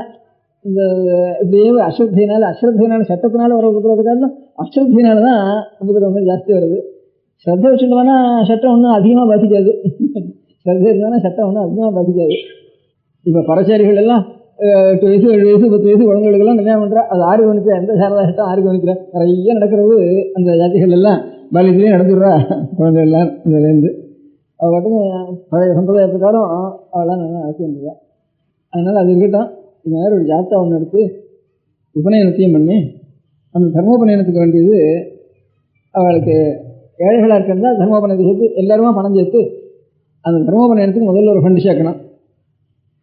தர்மோபநயன ஃபண்டு சேர்த்துக்கு அப்புறம் ஒவ்வொரு லொக்காலிட்டியிலையும் ஒரு சாஸ்திரியில் அவளுக்கு ஏதாவது நான் உபகாரம் பண்ணுறதுக்கு அதுக்கு ஒரு மூலதனம் ஏற்பாடு பண்ணணும். மூலதனம்னா வசூலாவது பண்ணணும். அதுக்கு இந்த ஏழைகளாக இருக்கிற குழந்தைகளை 5th ஸ்டாண்டர்டோ 1st வாரமோ அதில் இருக்கிற குழந்தைகளை எத்தனை குழந்தைகள் அப்போ உங்களுக்கு 6th வாரம் வரைக்கும் நாங்கள் படிக்கிறதுக்கு வேண்டிய சௌகரியங்களை செய்கிறோம், நீங்கள் இந்த காரியத்தை மாத்திரம் செஞ்சுட்டு வாருங்கன்னு கேட்டு அவளுக்கு அந்த மாதிரி இருக்கிறவளுக்கு ஸ்பெஷல் டிசிப்ளினோட ஒரு இடத்துல ஏற்பாடு பண்ணி அந்த இடத்துல நம்ம குழந்தைகளும் சேர்ந்தாலும் சேரட்டும், தனியாக இப்போ இடத்துல சேர்ந்தாலும் சேரட்டும். அது எப்படி சௌகரியம் அப்படி நம்ம குழந்தைகள் அத்தனை பேரும் இந்த மாதிரி செய்யணும். இந்த கொஞ்சம் சௌகரிய குறைவாக இருக்கிற குழந்தைகளுக்கு இந்த உற்சாகம் பண்ணி புரோத்சாகனம் பண்ணி அவளுக்கு இந்த உபகாரம் பண்ணணும். இதுதான் காரியம். அதுக்கு எப்படி நீங்கள் பிரிச்சுக்கலாமோ இந்த காரியத்தை இன்னும் நான் இங்கே கொஞ்சம் நாள் இருக்கிறதுக்குள்ள இவ்வளோ குழந்தைகள் இருக்கான்னு ஜாப்தா முதல் எத்தனை பேர் உபநயனத்துக்கு ஒத்துருக்கா அது ரெண்டாவது. அதுக்கு உபநயனத்துக்கு எத்தனை ரூபாய் ஆகும், ஒத்துன்றவளுக்கு உபநயனத்துக்கு எத்தனை ரூபாய் ஆகும், அதுக்கு வசூல், அந்த வசூலுக்கு வேண்டிய ட்ரெஷரர், அதுக்கு வேண்டிய ஆர்கனைசேஷன், அதில் ஒன்று தப்பு வராமல் அதுக்கு வேண்டிய ஆர்கனைசேஷன், அதுக்கு ஒரு ஆடிட்டர் அது கவனிக்கிறதுக்கு, மடத்துக்கும் அதுக்கும் வச்சுக்கொள்ள வேண்டிய சம்பந்தத்தை தீர்மானம் பண்ணிக்கிறது. டைரெக்டாக மடத்தினுடைய காரியமாக இருக்கக்கூடாது, தனி காரியமாக தான் இருக்கணும். மடத்துலேருந்து டைரக்டிவ் மாத்திரம் மடத்துலேருந்து கொடுக்க முடியாது இருக்கணும், அதுக்கு ஒரு ஏற்பாடு. அதுக்கப்புறம் எத்தனை பையன்களுக்கு இந்த மாதிரி பையன்கள் வரையன்னு சொன்னான்னா எத்தனை பையன்களுக்கு நமக்கு அங்கே இருக்கிறவளால் இந்த 8 ரூபாயோ 7 ரூபாயோ எவ்வளோ வேணும்னு நம்ம தீர்மானம் பண்ணுறோமோ அவ்வளோ 7 ரூபாய் கொடுக்குறதுக்கு எத்தனை மனுஷாளுக்கு சௌகரியம் இருக்குது. அந்த மனுஷாளுக்கு சௌகரிய பிரகாரம் அந்த கிளாஸ்களில் போய் பையன்கிட்ட சொல்லி அப்போ இந்த மாதிரி இவ்வளோ பேருக்கு நாங்கள் செய்கிறதுக்கு தயாராக இருக்கோம், நீங்கள் ஆறாருக்கு சௌகரியமாக அவள் எல்லோரும் வந்து சொல்லுங்கன்ட்டு கேட்குறது. என்னுடைய அனுபவத்தில் நமக்கு ப்ரொவிஷன் பண்ணுறதுக்கு எவ்வளோ நம்மளால் முடியுமோ அதுக்காட்டிலும் அதிக பையன்கள் வரான்னு இப்போ தெரியுது எனக்கு. நல்லா எவ்வளோ அவமானம் இருந்தாலும் சரி சிகை வச்சுட்டு சரியாக ஸ்நானம் பண்ணிட்டு நியமத்தோடு வரான்னு எனக்கு தெரியுது. நான் ரொம்ப கொஞ்சம் இருக்கிறதுக்குள்ள மன்னார்குடிங்கிற கிராமத்தில் கொஞ்சம் சௌகரியமாக இருக்குது. இதுகளுக்கு பாக்கி ஊரில் 2 பேர் 4 பேர் 3 பேர் தான் பண்ணுறதுக்கு ப்ரொவிஷன் இருக்குது. அந்த இடத்துல கொஞ்சம் ஜாஸ்தி ப்ரொவிஷன் இருக்குன்னு நினச்சேன். அங்கே எழுதினேன் 30 பேருக்கு ப்ரொவிஷன் கிடச்சிது. மன்னார்குடியில் 50 பையன்கள் வந்துட்டான், எல்லோரும் சிகை வச்சு வந்துட்டான். இப்போ சைன்ஸ் வாரத்து பையனும் சேர்ந்துருக்கான். ஃபஸ்ட் வாரத்தை மாத்திரம் எடுத்தால் 30 பேர் இருக்குது, 40-20 பேர் சைன்ஸ் வாரமாக இருக்குது.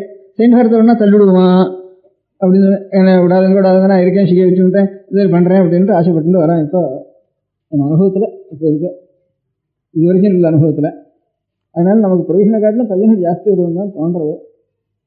அதனால் ஒவ்வொரு இடத்துலையும் எவ்வளோ ப்ரொவிஷன் இருக்குது, எத்தனை பேர் எத்தனை ரூபா வேணும் அவளை தீர்மானம் பண்ணிக்கணும்.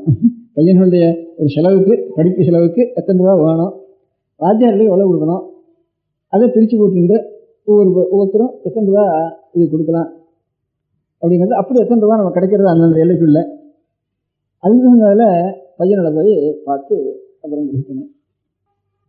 இந்த காரியங்களுக்கு இங்கே வந்திருக்கிறவர்களுக்குள்ள எவ்வளோ வாரத்துக்கு வந்திருக்கோ அதில் இன்னும் ஆறார பிரபாவம் பண்ணிக்கலாமோ அதெல்லாம் யோஜனை பண்ணிட்டு போய் இன்னும் ஒரு வாரத்துக்குள்ள எனக்கு இந்த மாதிரி இத்தனை பேர் சேர்த்துட்டுருக்கோம், இவ்வளோ பேர் ஜாப்தா இருக்குது, வாரமோ 15 நாளோ நீங்கள் அதை தீர்மானம் பண்ணீங்க, எத்தனை நாளுங்கிறது டைம் நீங்களே தீர்மானம் பண்ணீங்க. நானாக ஒன்றும் வாரத்துக்கு தீர்மானம் பண்ண வேண்டாம். இந்த ஜாப்தா எவ்வளவு, நாங்கள் மெம்பர் கமிட்டி எவ்வளோ, இத்தனை பேர், அதுக்கு ட்ரெஷர் இத்தனை என்ன, அதில் இத்தனை பையன்கள் இருக்கான், இத்தனை பையன்கள் உபநயனம் பண்ணுறேன்னு ஒத்துன்ட்ருக்கா, இத்தனை பையன்களுக்கு தர்மோபநயனம் பண்ண வேண்டியிருக்கு, அதுக்கு இத்தனை ரூபா வசூலாக இருக்குது. அதுக்கப்புறம் பையன்கள் பணம் கொடுத்து வாசிக்கக்கூடிய சௌகரியம் இருக்கிற பையன்கள் இத்தனை பையன்களுக்கு ப்ரொவிஷன் ஏற்பட்டிருக்கு, அதில் ஸ்கூலில் போய் பார்த்ததுல இத்தனை பையன்கள் கிடச்சிருக்கான். அதோட கூட இத்தனை குழந்தைகள் கல்யாணம் ஆகாத குழந்தைகள் இவ்வளோ இருக்குது. இதை மானசீகமாவது நம்ம ஒரு சிம்பத்தி அவளுக்கு ஒரு ஜாத்தாவது எடுக்கிறாலும் ஒரு சிம்பத்தியாவது அவளுக்கு ஏற்படும். தத்தளிச்சுட்டு கஷ்டப்படுற குடும்பங்களுக்கு ஒரு சிம்பத்தியாவது ஒரு ஏற்படும். என்னவோ நான் செய்கிறோம் செய்ய போகிறோம்னு ஒரு எண்ணம் யாரோ செய்கிறதுக்கு விசாரிக்கிறாங்கிறது ஒரு எண்ணம் ஏற்படும் அவளுக்கு. அவளை விசாரிக்கிறதுக்கே மனுஷால் இல்லை, அவ்வளோ கஷ்டப்படுற எல்லாரும். ஜாப்தாவது இருக்குது, வேற ஒன்றும் நம்மளால முடியாதுனாலும் ஜாப்தாவது எடுத்து வைக்கிறது. இந்த காரியம் நீங்கள் எத்தனையோ பிஸ்னஸ் பண்ணுறேன், உத்தியோகம் பண்ணுறேன், எல்லாம் பண்ணுறேன், இதுக்கு எனக்காக இந்த காரியம் பண்ணுங்க, எனக்காக உங்களுக்காக எல்லாம் ஒன்று தான், நான் நீங்கள் எல்லாம் ஒன்று தான். இந்த காரியத்தில் நீங்கள் பண்ணினேன்னா பேர் எனக்கு வரும்,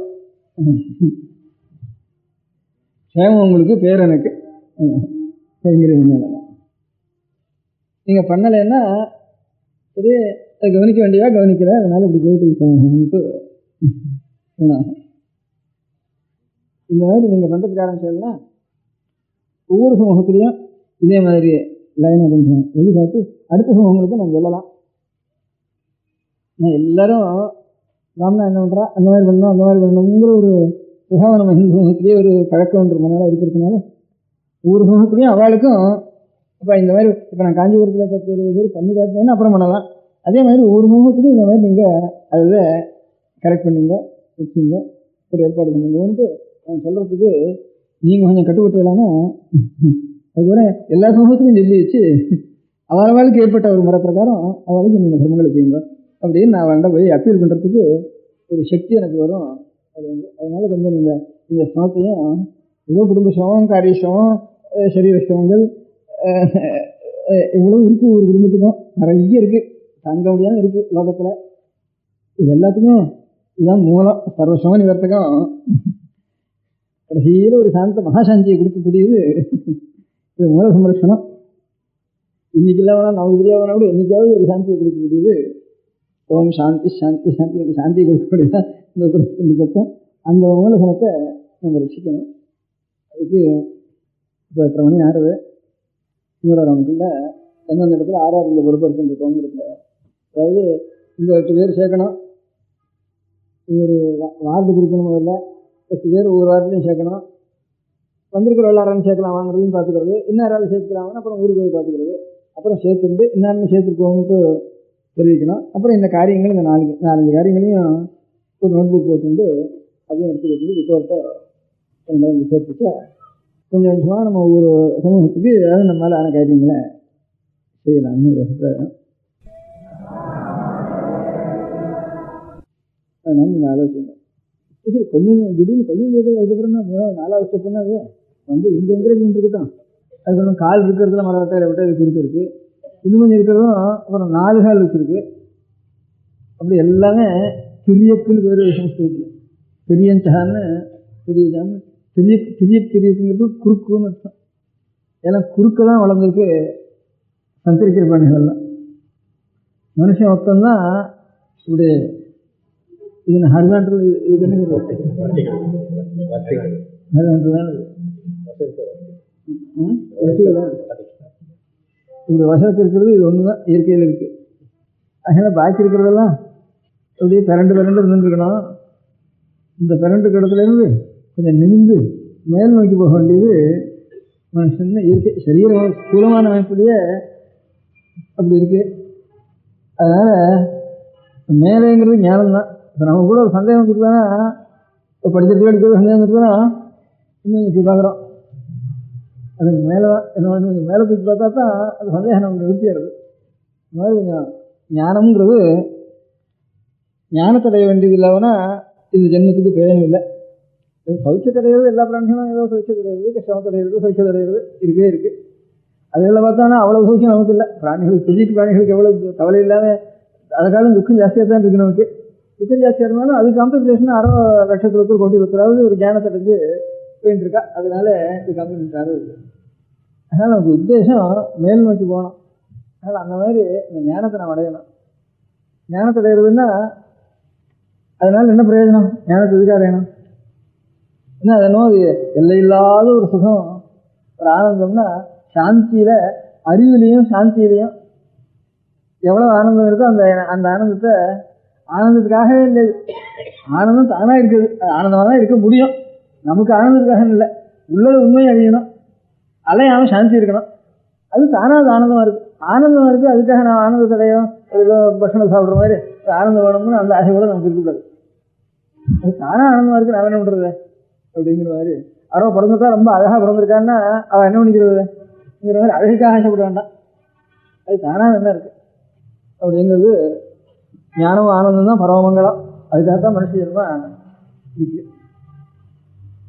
அது யார் அந்த ஞானானந்த சுரூபாருன்னு கேட்டால் அவன் தான் ஈஸ்வரன், அவன் தான் பரமாத்மான்னு.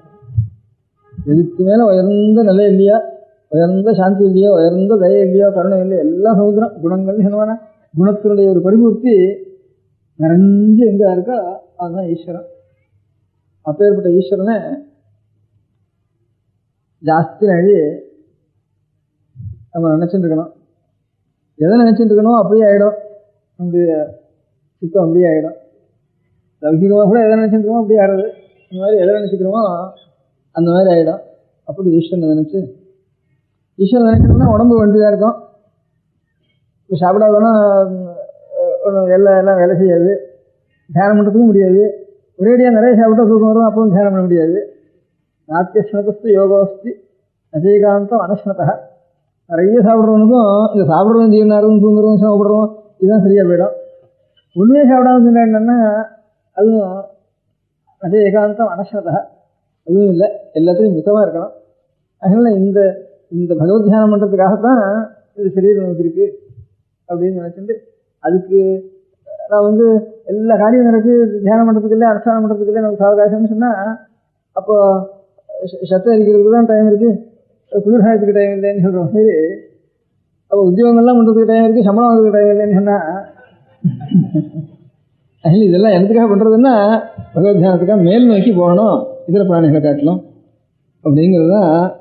இவ்வளவு சிருஷ்டிகள் கிரமமாக கடைசியில் மனு சிருஷ்டி இந்த எவல்யூஷனில் அதுக்கூட அதுலேயும் கடைசியில் பலம் என்னன்னு கேட்டால் அந்த பகவானுடைய தியானம் வேணும் நமக்கு. பகவான்னா என்ன, எல்லா உத்தம குணங்களையும் பூர்த்தியதோ அதான் பகவான் அர்த்தம். எது உத்தம குணம் நினச்சிக்கணும் நமக்கு தெரியுதா, அதெல்லாம் நிறைஞ்சு எங்கே இருக்கா. ஜலம் தான் கிணறு இருக்குது, அப்புறம் குட்டை இருக்குது, குளம் இருக்குது, வாக்கியா இருக்குது, அப்புறம் ஏரி இருக்குது, என்ன இப்படியே எல்லாம் நிறைவு எங்கே என்ன சமுத்திரங்கிற மாதிரி கிருபா சமுத்திரம் சுமுகம் திருநேத்திரம்னு நிறைஞ்ச வஸ்து தான். அப்புறம் நிறைஞ்சது என்ன, பூர்ணமாக நிறைஞ்சதுன்னுட்டோன்னா நிறைஞ்சதே பூர்ணம் தான் அர்த்தம். அதில் நிஜமாக நிறைஞ்சதுன்னுட்டா இன்னொன்று இருந்து அதுக்கு ஒரு குறை தான். அதை தவிர இன்னொன்று இருந்துட்டு தானே அது வரைக்கும் இது கொஞ்சம் குறைஞ்சா தான் இருக்கு. இங்கே நிறைய ஆகாசம் இருக்குன்னா இந்த மரம் ஒன்று இருக்குன்னா இந்த மரத்துக்கு ரெண்டு தானே ஆகாசம் இருக்க வேண்டியிருக்கு, ஆகாசமோ வாயுவோ இருக்கணுமானா. அதனால் ரெண்டாவதே இல்லாமல் எல்லாமா ஆயிட்டுதுன்னா அப்பதான் அப்பதான் வாஸ்தவமாக நிறைஞ்சதுன்னு சொல்லி. வாஸ்தவமாக நிறைஞ்சதுங்கிறப்போ அதை தவிர ரெண்டாவது இல்லாததுனா தான் ரெண்டாவது இருந்தானா அந்த வரைக்கும் அந்த ரெண்டாவது இருக்கிற வரைக்கும் கூட இது இல்லை, கொஞ்சம் குறைவாக இருக்குது அப்படின்னு அர்த்தம்.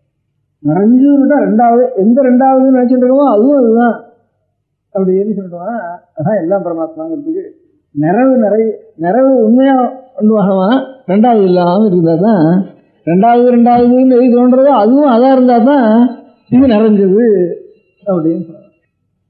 இதுதான் அத்வைதம். ரெண்டாவது இருந்தானா கொஞ்சம் குறைஞ்சி வருவது நிறைய பூர்ணத்துவமாக இருக்கு. அதனால நிறைய இருக்கணும். அதுதான் புருஷன் தான் இதெல்லாம் அப்படின்ட்டு எல்லாமே சாட்சாத் பரமாத்மா தான் அப்படின்னு புருஷப்போ இதம் சர்வம் புருஷேவா, இதெல்லாம்ங்கிறது சட்சாந்த புருஷன்தான் அப்படின்ட்டு அதுதான் ரெண்டாவது இல்லாமல் இருக்கிறதுங்கிறது அத்வைத சாஸ்திரம்னு உபனிஷத்துகள் சொல்றத ஆச்சாரியன் கொஞ்சம் விஸ்தாரப்படுத்தி அது கொஞ்சம் ப்ரூஃபு பற்றி அனுபவம் சானுபவம் நித்தியாசனம் இது எல்லாத்தையும் சேர்த்து வச்சு ஆச்சாரியா இந்த அத்வைத ஸ்வரூபத்தை நமக்கு அனுபவம் இல்லை. இது அனுபவத்துக்கு வரணுமே, இன்டலெக்சுவலாக தெரிஞ்சிடலாம். இது அனுபவத்துக்கு வந்துட்டு அப்புறம் நமக்கு கோபம் காமம் கட்டணம் அனாவசியமான வார்த்தை ஒன்றுமே இருக்காது, அதெல்லாம் இருக்கேன். அதனால் அனுபவத்தில் வரலன்னு அர்த்தம் வச்சேன். அனுபவத்துக்கு வரணுமே, வரத்துக்கு எல்லாம் வெவ்வேறையாகவே இருக்கட்டும். சுவாமிங்கிறவர் இதை காட்டிலும் வேறையாகவே இருக்கட்டும், பார்க்கிற வஸ்துவை காட்டிலும் வேறையாகவே இருக்கட்டும் சுவாமி. ஆனால் அது எல்லாத்துக்கும் உள்ள ஒவ்வொரு வஸ்துவுக்கும் ஒவ்வொரு அணுவுக்கும் அணுக்கணுவை அந்த அணு தனியாக தான் இருக்கு, இல்லை அதுக்குள்ள சுவாமி பகவான் அந்தரியாமையாக இருக்க அப்படின்னு முடியாது. அப்படி அந்தரியாமையாக இருக்க முடியாது பகவானை நான் தியானம் பண்ணினாத்தான், எல்லா இடத்துலையும் அவர் இருக்காரு தியானம் பண்ணாதான். அப்போ அதுக்கப்புறம் அவராக பார்த்தது எல்லாமே அவர் இருந்தால் அவர் சொல்லி கொடுத்து போட்டு நாம் அனுகிரகம் பண்ண நாம் பிரார்த்தனை பண்ண வேண்டியது பக்தி பண்ண வேண்டியது சகுணமான சுரூபத்தை தான், நாம் ஈஸ்வரனிடத்துல தான் பக்தி பண்ண வேண்டியது. அப்போ தான் நமக்கு பக்திக்கு விஷயமாகும் அப்படிங்கிறது. அதே தான் இப்போ அத்வைதம் சொன்னது கூட துவைதம்னு ஒரு சாஸ்திரம் ஏற்பட்டது காரணம். இப்போ நமக்கு என்ன அது உண்மையானா ஒரு உண்மை தானே பிரகாசிக்கு வர எந்த உண்மையும் அது நாம் பண்ண வேண்டியது என்ன, இந்த மாதிரி அனுபவம் நமக்கு வரணுமானா அவருடைய அனுகிரகம் தானே வரும். அனுகிரகம்னு சொன்னால் அவர் நம்ம காட்டில் வேற யாருக்கு தான் இருக்கணும், எல்லாத்தையும் காட்டிலும் வேறையா எல்லாத்தையும் பண்ணுறவராக தான் இருக்கணும். அவர் எல்லாத்துக்கும் உள்ளேயும் உயிருக்கு உயிராக உட்காந்துருக்கணும் அவர் அப்படின்னு சொல்கிறது தான் விசிஷ்டாத்வைதம். அதுக்கு ஒரு படி, அதுக்கு ஒரு துவைதம். இப்படி இது இந்த மாதிரி நமக்கு நாம் செய்ய வேண்டியது என்ன, அது எப்படி வேணா ஞானம் அப்படி வேணா இருந்துட்டு ஓடும், அது சத்தியமாக தான் அவர் இருந்துட்டு போகிறாரு. நாம் பண்ண வேண்டிய கடமை என்ன, நிறைய அத்வைத சித்தாந்தம்னு சொல்கிறவளுக்கும் நான் ஆச்சாரிகளுக்கும் அது நமக்கு அனுபவத்துக்கு வரணுமானா ஈஸ்வரானுகிரகத்தினால தான். ஈஸ்வரானுகிரகாதேவ புதுசாக அத்வைத வாசனா அப்படின்னு ஈஸ்வரன் சொல்கிறப்போ அவர் நம்ம காட்டிலும் அவர் வேற, அவர் நமக்கு அனுகிரகம் பண்ணணும். அவர் பண்ணின வஸ்துவை காட்டிலும் அவர் ஈஸ்வரன், பிரபஞ்சத்தை காட்டிலும் அவர் வேற அப்படின்னு கொஞ்சம் ஒரு வேறுபாடுங்கிறது இப்போ நமக்கு இருந்தால் தான் அதுக்கப்புறம் அவருடைய அனுகிரகம் நமக்கு கிடைக்கும். அப்போ அந்த அத்வைத வாசனை வரணுமானாலும் அதுக்கப்புறம் அவரே நினச்சி போனா அதுக்கப்புறம் அவர் தானாக கொடுத்துட்டு போகிறார். பக்தியாவா அபிஜானாதி யாவான் எஸ்டாஸ்மி தத்துவ, பக்தி அவரிடத்தில் நமக்கு இருந்ததானா அவர் என்னுடைய நிறைய நல்ல பக்தனுக்கு என்னுடைய சிறுபம் என்னதுன்னு நான் பிரகாசிக்கிறேன்ப்பா. நான் ஆறு யாவான் எவ்வளவு பெரியவன்னா, நான் எவ்வளவு பெரியவன், நான் ஆறு தத்துவதா ஆறு உண்மையில் ஆறு. முதல்ல நீ பக்தி பண்ணுற காலத்தில் ஒரு நிமிஷம் இருக்கேன், அதுக்கப்புறம் தத்துவதான்னு வரணும். பக்தி பண்ணுற காலத்தில் இருக்கிறது காட்டிலும் அது தத்துவதான், அது தானாக பிரகாஷம். அப்போது துவைதிகளாகட்டும் அத்வைதிகளாகட்டும் செய்ய வேண்டிய காரியம் என்ன என்றால் பகவத் அனுகிரகத்தை. விசிஷ்டாத்வைதிகளாகட்டும் எல்லாரும் பகவானை தியானம் பண்ணி அவனிடத்தில் உண்மையான பக்தியை பிரகாசித்து அதுக்கப்புறம் வர காலத்தில் அவரே இல்லாமல் இல்லை அவர் உயிருக்குள்ளாக தனியாக இருக்காராங்கிறத அவர் காரியம் அது டாக்டர் போய்ட்டுறார். இப்போ நமக்கு என்ன காரியம் இல்லை அப்படிங்கிற முறையில் நாம் பார்க்க வேண்டியது இந்த தத்துவங்கிறதுல எல்லாரும் சேர்ந்து பகவத் பக்தி வரணும். அந்த பகவத் பக்திங்கிறது எப்படின்னு கேட்டால் நம்ம வேதத்தினுடைய முறை பிரகாரம் அவனுடைய ஆக்னியை நாம் அனுஷ்டானம் பண்ணுறது தான் பெரிய பக்தி. இப்போ அப்பா ஒரு எஜமான் இருந்தால் அங்கே போய் இந்த அடித்து பார்த்துட்டு விடான்னு சொல்கிறோம். இல்லை நான் உங்களிலே தான் இருப்பேன், பார்த்துட்டே தான் இருப்பேன்னு சொன்னாங்க. அவங்க உண்மையாக பக்தணும். நான் அவரை பார்க்கணும், அவர் மனசில் எதை நினைக்கிறாரோ அதை நாம் செய்யணும், எதை செய்தாலும் அதை கொண்டு போய் அவரிடத்தில் அர்ப்பணம் பண்ணணும். நிறைய காரியம் செய்யிட்டு பகவானுக்கு அர்ப்பணம் பண்ணணும் அப்படிங்கிறது தான் அதுக்கு ஆச்சாரியார் கர்ம சனுஷ்டியத்தை நன்னா அந்த 24 சொல்லப்பட்ட கர்மாவை நன்னா அனுஷ்டானம் பண்ணு. அதுதான் ஈஸ்வரனுக்கு பூஜை. ஈஸ்வரனுக்கு அபிஷேகம் பண்ணி புஷ்பத்தை போட்டு தீபாரணம் பண்ணுறது தான் பூஜைன்னு நினச்சிக்கிறீங்க. அது பூஜைன்னு அது மாதிரி தான் பூஜைன்னு நினச்சிக்காத. அது ஒரு அம்சம். அது பண்ணாலும் பண்ணாலும் இதுக்கு பண்ணி ஆகணும். இதை பண்ணிட்டு தான் அப்புறம் அது சாவகாசம் தான் பண்ணு. சாவகாசம் இல்லாமல் அந்த பூஜை கூட ஒன்றா வேணும். ஆறாவது பூஜை பண்ணா 2 புஷ்பத்தை போட்டு 2 நமஸ்காரம் பண்ணால் கூட பூர்வம் அந்த பூஜா பலம் கழிச்சு போயிடும். அதனால் வேதத்தினால் சொல்லப்பட்ட கர்மானுஷ்டானங்களை அது துவைதமாகட்டும் அத்வைதமாகட்டும் எல்லாருக்கும் அதுதான் தத்விதங்கர்ம சனுஷ்டீயதாம் தேன ஈசஸ்தி விதீயதாம் அபிஜிதி தேன பரமேஸ்வரம் பிரியணயானி ஜனார்த்தன பிரியதாம் அப்படின்னு பரமேஸ்வரனோ ஜனார்த்தனோ எனக்கு சப்தங்கள்லாம் சொல்லப்பட்ட ஒரு பரமாத்மா இருக்கானே அவனுக்கு எந்த கர்மானுஷ்டானத்திலையும் பண்ணி 4 மணி ஒரு 2 மணி 1/2 மணி 1/4 மணி ஒரு கர்மானுஷ்டானத்தை பண்ணி ஒரு உபாசனமோ ஒரு சுந்தானுஷ்டானமோ பிரம்மயமோ இஷ்டமோ இவ்வளவும் பண்ணி பரமேஸ்வர பிரியதாம்னுட்டு பரமேஸ்வர பிரியத்தம் ஜனார்த்தன பிரியதாம் அங்கே அர்ப்பணம் பண்ண வேண்டியது. அப்படின்னு அந்த மாதிரி அர்ப்பணம் பண்ணுறது தான் ஈஸ்வராராதனம் அப்படின்னு நம்ம ஆச்சாரியால் நம்ம சொல்லியிருக்கா.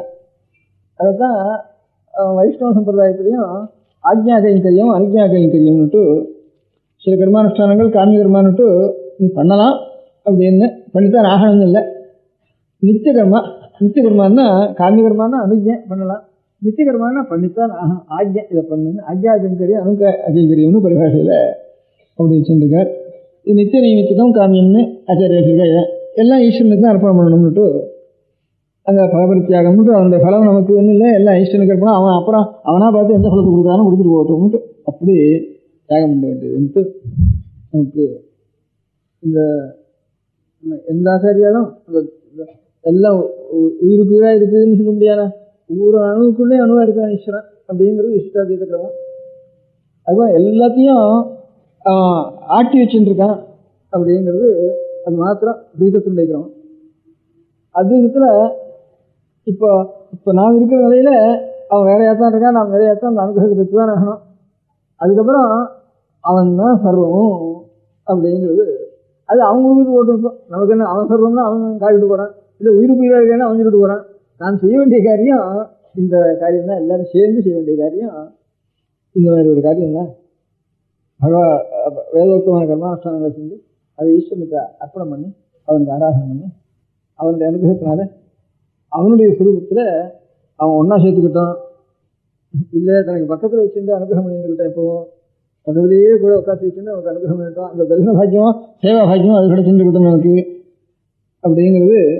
அதே மாதிரி தெய்வ சித்தாந்தத்தில் லோகத்தில் எதாக இருந்தாலும் சரி, ஒரு நம் புழுவாக இருந்தாலும் சரி, அந்த வைகுண்டத்தில் போய் கடைசியில் அவன் புழுவாக இருந்தாலும் இந்த ஜென்மத்தில் அவன் புழுவாக இருந்தாலும் போகிறோம் அந்த வைகுண்ட லோகத்தில் போய் அவன் இருந்தாலும் அப்படி நம்ம ஆச்சாரியாலும் அப்படி சொல்லியிருக்கா. உன்னுடைய பக்தி இருந்தால் போகிறோம் நினைக்குது அப்படின்ட்டு புழுவாய் பிறக்கணும் புண்ணியம் உன்னுடைய ஜென்மனத்தை வருவாருக்கு வரங்கள் வேண்டும் வருவாருன்ட்டு அப்படி சொல்லியிருக்கா. அதே ஆச்சாரியா இதே வாக்கியத்தை என்ன சொல்லணும், நடத்தும் தேவத்துவம் நகவன மிருகத்துவம் அசகதா. ஒரு பசுவாக இருந்தாலும் சரி, பசுத்துவம் கீடத்துவம் பவது விஹகத்வாதிகமது ததாத் பாதாப்தியஸ்மரண பரமானந்தலஹரி விஹாராசக்தம் சேத் ஹிருதயமிஷி கிருத்தேன வபுஷா. எனக்கு உடம்பே வேண்டாம், புனர்ஜென்மம் வேண்டான்னு கூட வேக வேண்டானே, எத்தனை ஜென்மம் வேண்டாலும் எத்தனை சரீரம் வேண்டாலும் இருக்கட்டும், எப்பவும் அவனுடைய கருணாரவிந்த ஸ்மரணம் இருக்கட்டும். எது உண்மையோ அந்த உண்மையின் இடத்துல தத்துவத்தில் எனக்கு பிரகாசம் பக்தி இருக்கட்டும், தத்துவமான பரமாத்மா இடத்துல பக்தி இருக்கட்டும் அப்படின்னு. அதனால் அந்த பகவானுடைய ஆராதனம் வேதோக்த கர்மானுஷ்டானம் ஆராதனம். அந்த கர்மானுஷ்டானத்தினால எப்போ அவனுடைய நினைவு நமக்கு வந்து அதனால் சித்தம் சுத்தி அடைஞ்சு அவனுடைய தத்துவமானது தானாக பிரகாசிக்கிட்டோம். அவன் எந்த அனுகிரகம் பண்ணுறானோ அந்த அனுகிரகத்தை நாம் பார்த்து மாறோம். அந்த அனுகிரகம் வந்து தெய்வ ரீதியாக ஒரு அனுகிரகம் இருக்கலாம், இஷ்டாதி ரீதியாக ஒரு அனுகிரகம் இருக்கலாம், அத்வைத ரீதியாக அனுகிரகம் இருக்கலாம். இது அவன் கடைசியில் அவனுக்கு எது இஷ்டம் அதை பண்ணிட்டு போட்டோம்னு அவங்க கையில் விட்டுட்டு நாம் இந்த மாதிரி எல்லோரும் இந்த மாதிரி ஒரு காரியத்தில் சில தினங்களும் அது லோகத்தில் சகல பிராணிகளுக்கும் அது க்ஷேமத்தை கொடுக்குங்கிறது. அது ஒன்று தான் க்ஷேமத்தை கொடுக்கும் லோகத்தில். இந்த கர்மானுஷ்டானத்துக்காகன்னு அதில் அதிகமாக பண்ணிட்டு வந்தாலும் ஏதோ அத்தியனம் கர்மானுஷ்டானம் பண்ணிட்டு வந்தாலும் எல்லாருக்கும் அது க்ஷேமமானது. இதனால லோகத்துக்கு ஒரு எலக்ட்ரிசிட்டி டிபார்ட்மெண்ட்டில் அந்த ஆஃபீஸர்லாம் இதெல்லாம் வச்சு பண்ணிட்டு இருந்தாலும் ஊருக்கெல்லாம் க்ஷேமத்துக்கு தான் இது.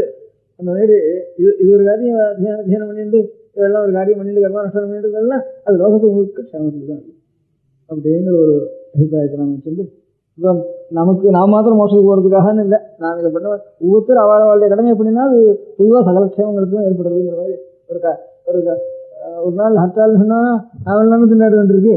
அதில் கடை வச்சிருக்கிறோம் அவன் சரியாக அந்த காரியம் பண்ணுறது அவனுக்கு லாபத்துக்காக மாத்திரம் இல்லை, இது ஊருக்கள் தான் க்ஷேமத்துக்காகத்தான் அவன் வியாபாரம் பண்ணிட்டு இருக்கான். ஒரு வயசு வியாபாரம் பண்ணிட்டு இருக்கிறது லோகத்துக்கெல்லாம் க்ஷேமத்துக்காக. அவனுடைய தொழிலை பண்ணினா அவனுடைய க்ஷேமத்துக்காக மாத்திரம் இல்லை, இது ஊரில் சகல பிராணிகளுடைய க்ஷேமத்துக்காக. அந்த மாதிரி இந்த மாதிரி ஒரு ஈஸ்வராசனம் இந்த கர்மானுஷ்டானங்கள் வேதோக்த கர்மானுஷ்டானங்கள் அது பண்ணுறதுங்கிறது சகல பிராணியும் ஒரு கிருமிகீட்டம் முதற்கொண்டு ஒரு க்ஷேமத்தை அடையிறதுக்காக.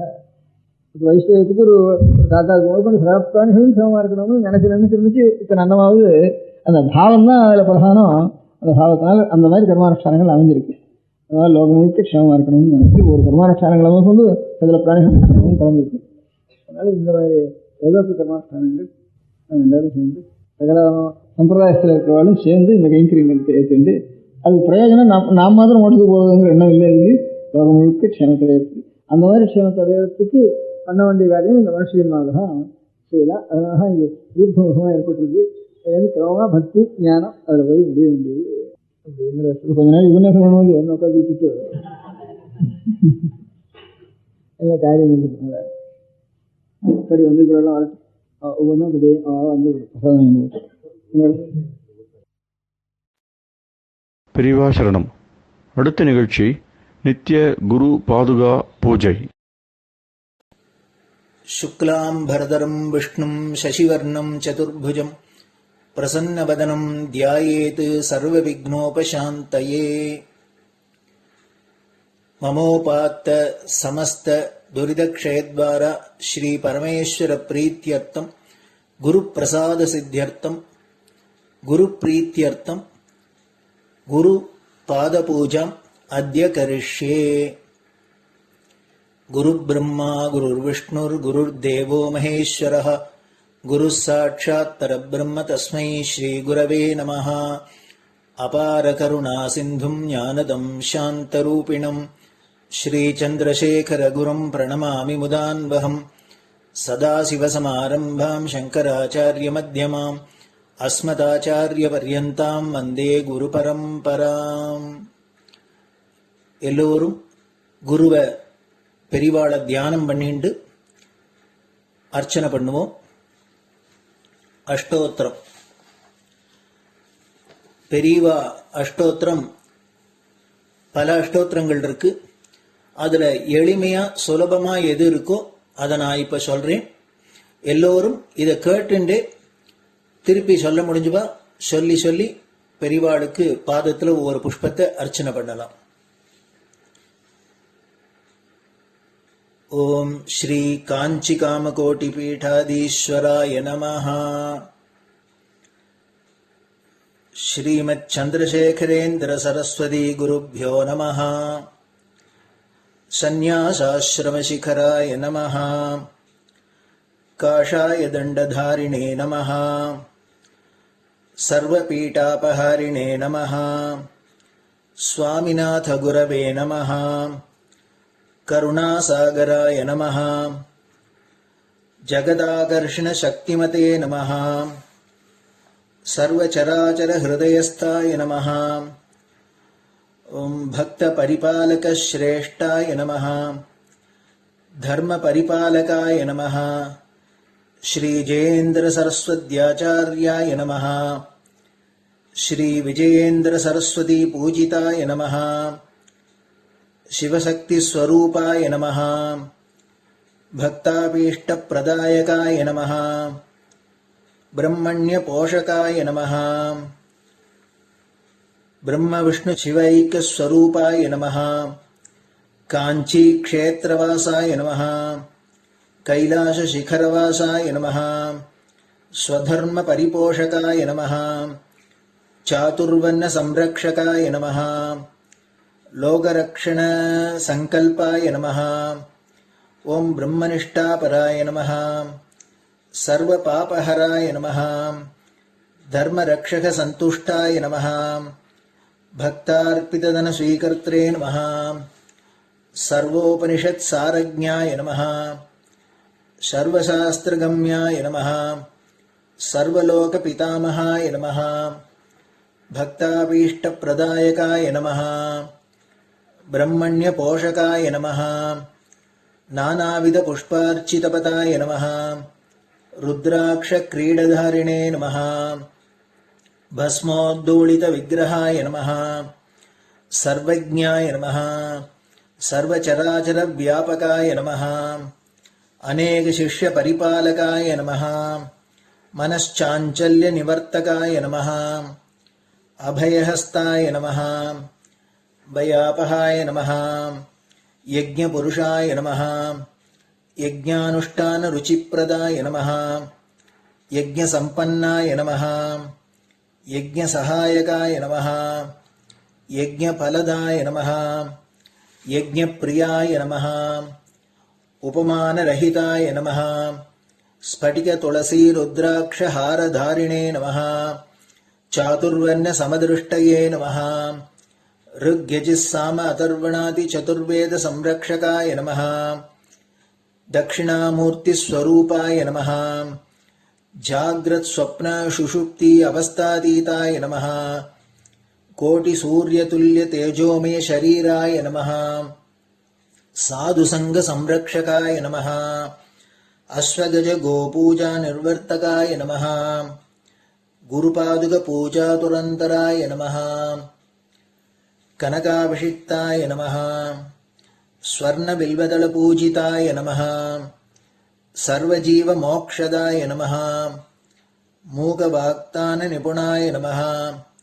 नेत्रदीक्षादानाय नमः द्वादशलिङ्गस्थापकाय नमः गानरसप्रियाय नमः ब्रह्मज्ञानोपदेशकाय नमः सकलकलासिद्धिताय नमः चातुर्वण्यपूजिताय नमः अनेकभाषासम्भाषणकोविताय नमः अष्टसिद्धिप्रदायकाय नमः ओम श्री शारदामठसुस्थिताय नमः नित्यान्नदानसुप्रीताय नमः प्रार्थनामात्रसुलभाय नमः पादयात्राप्रियाय नमः नानाविधमतपण्डिताय नमः श्रुतिस्मृतिपुराणज्ञाय नमः देवयक्षकिन्नरकिंपुरुषपूज्याय नमः श्रवणानन्दकरकीर्तये नमः दर्शनानन्दाय नमः अद्वैतानन्दभरिताय नमः अव्याजकरुणामूर्तये नमः शैव वैष्णवादिमान्याय नमः श्रीशङ्कराचार्याय नमः दण्डकमण्डलोहस्ताय नमः वीणामृदङ्गसकलवाद्यनाथस्वरूपाय नमः रामकथारसिकाय नमः वेदवेदांग आगमादिसकलकलासतस्प्रवर्तकाय नमः हृदयगुहाशयाय नमः शतरुद्रीयवर्णितस्वरूपाय नमः केदारेश्वरनाथाय नमः अविद्यानाशकाय नमः निष्कामकर्मोपदेशकाय नमः लघुभक्तिमार्गोपदेशकाय नमः लिंगस्वरूपाय नमः सालग्रामसूक्ष्मस्वरूपाय नमः कालड्यां शङ्करकीर्तिस्तम्भनिर्माणकर्त्रे नमः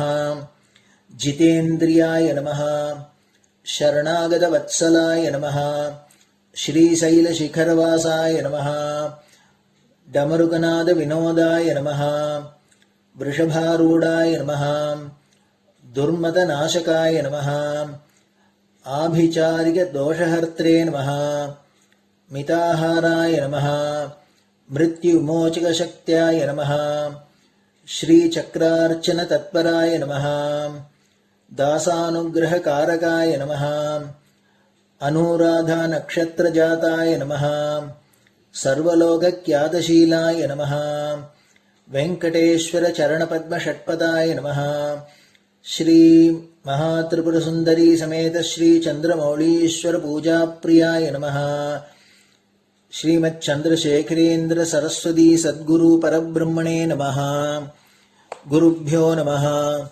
परमगुरुभ्यो नमः परमेष्टिगुरुभ्यो नमः परात्परगुरुभ्यो नमः गुरुपरम्पराभ्यां नमः गुरुपादुकाभ्यां नमो नमः.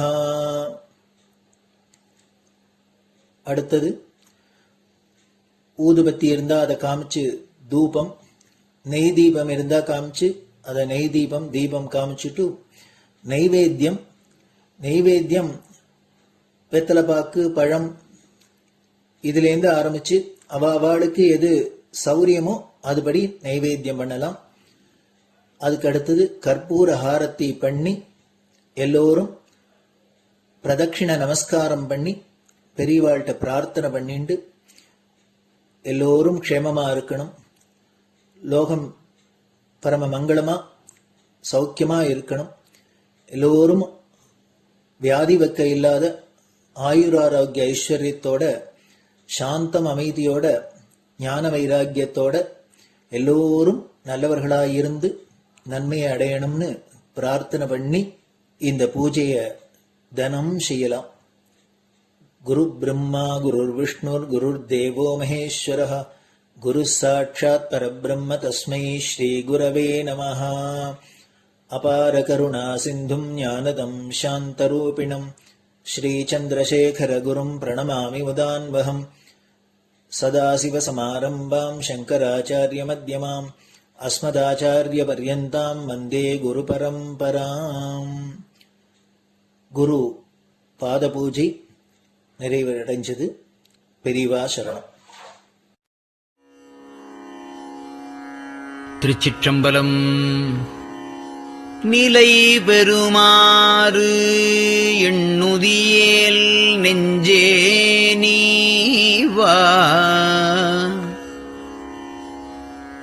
நித்தலும் எம்பிரானுடைய கோயில் புக்கு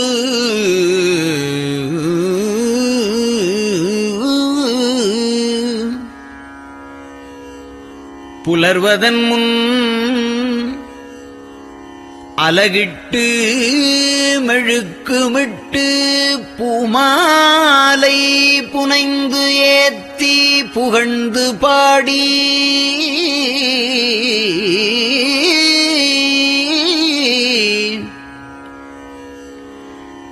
தலையாரக் கும்பிட்டு கூத்தும் ஆடி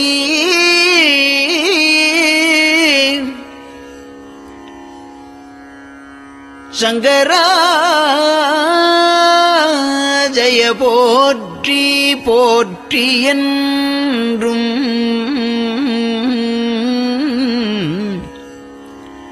அலைபுனல் சேர் செஞ்சடையம் ஆதி என்றும் ஆரூரா என்றென்றே அலரானில்லே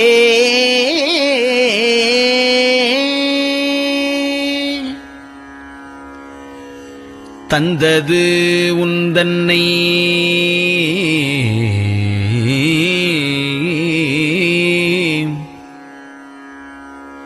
கொண்டது எந்தன்னை சங்கரா ஆர்வலோ சதுரர் அந்தம் ஒன்றில்லா ஆனந்தம் பெற்றேன்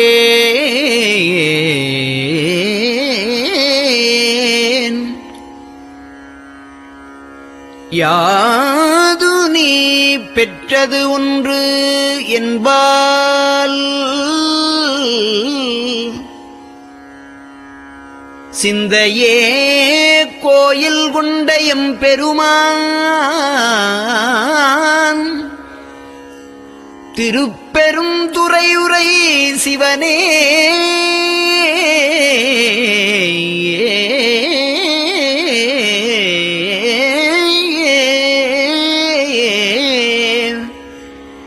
எந்த ஈசா உடல் இடம் கொண்டாய் யான் இதற்கு இளன்வோர்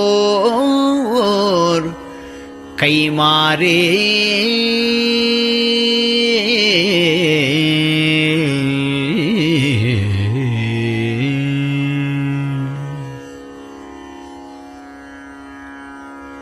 அன்னநடையார் அமுத மொழியார் அவர்கள் பயில் தில்லை தென்னன் தமிழும் இசையும் கலந்த சிற்றம்பலம் தன்னுள்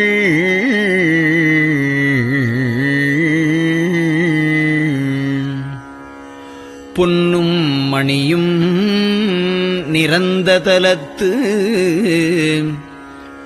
புலித்தோல் பியர்க்கிட்டு மின்னின் இடையாள் உமையாள் காண விகிர்தன் ஆடுமே.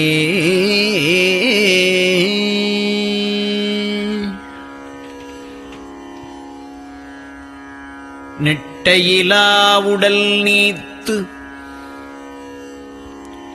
என்னை ஆண்ட நிகரிலா வண்ணங்களும்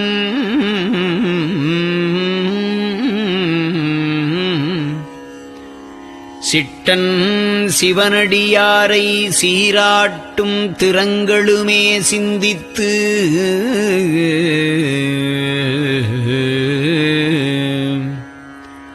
அட்டமூர்த்திக்கு என் அகம் நெகவூரும் அமிழ்தனுக்கு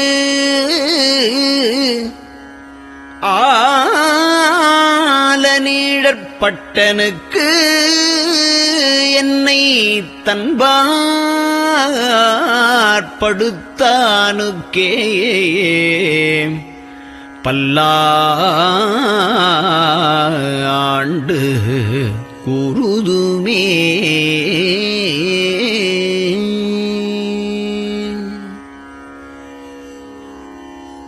நெஞ்சம் ஈசனைக் காண்பதே விரும்பி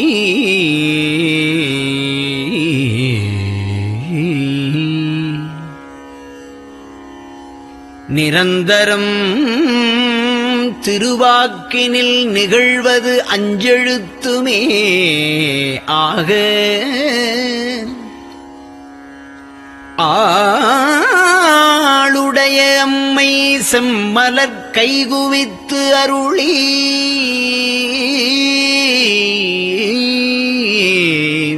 தஞ்சமாகி அரும் தவம் புரிய தரிப்பரே.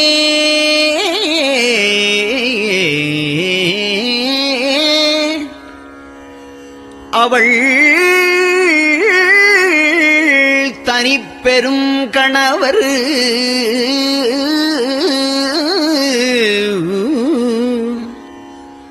வஞ்சம் நீக்கிய மாவின் மூலத்து வந்து தோன்றினார் மலைமகள் காண.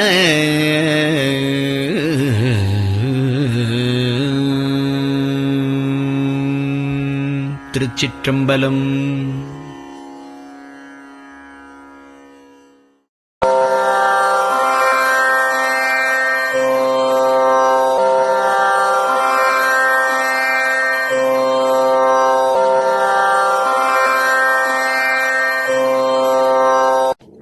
பெரியவா சரணம். பெரியவா வானொலியின் காலை நிகழ்ச்சிகள் இத்துடன் நிறைவடைகின்றன. எமது அடுத்த ஒளிபரப்பு இன்று மாலை இந்திய நேரப்படி 6 மணிக்கு துவங்கும். பெரியவா சரணம்.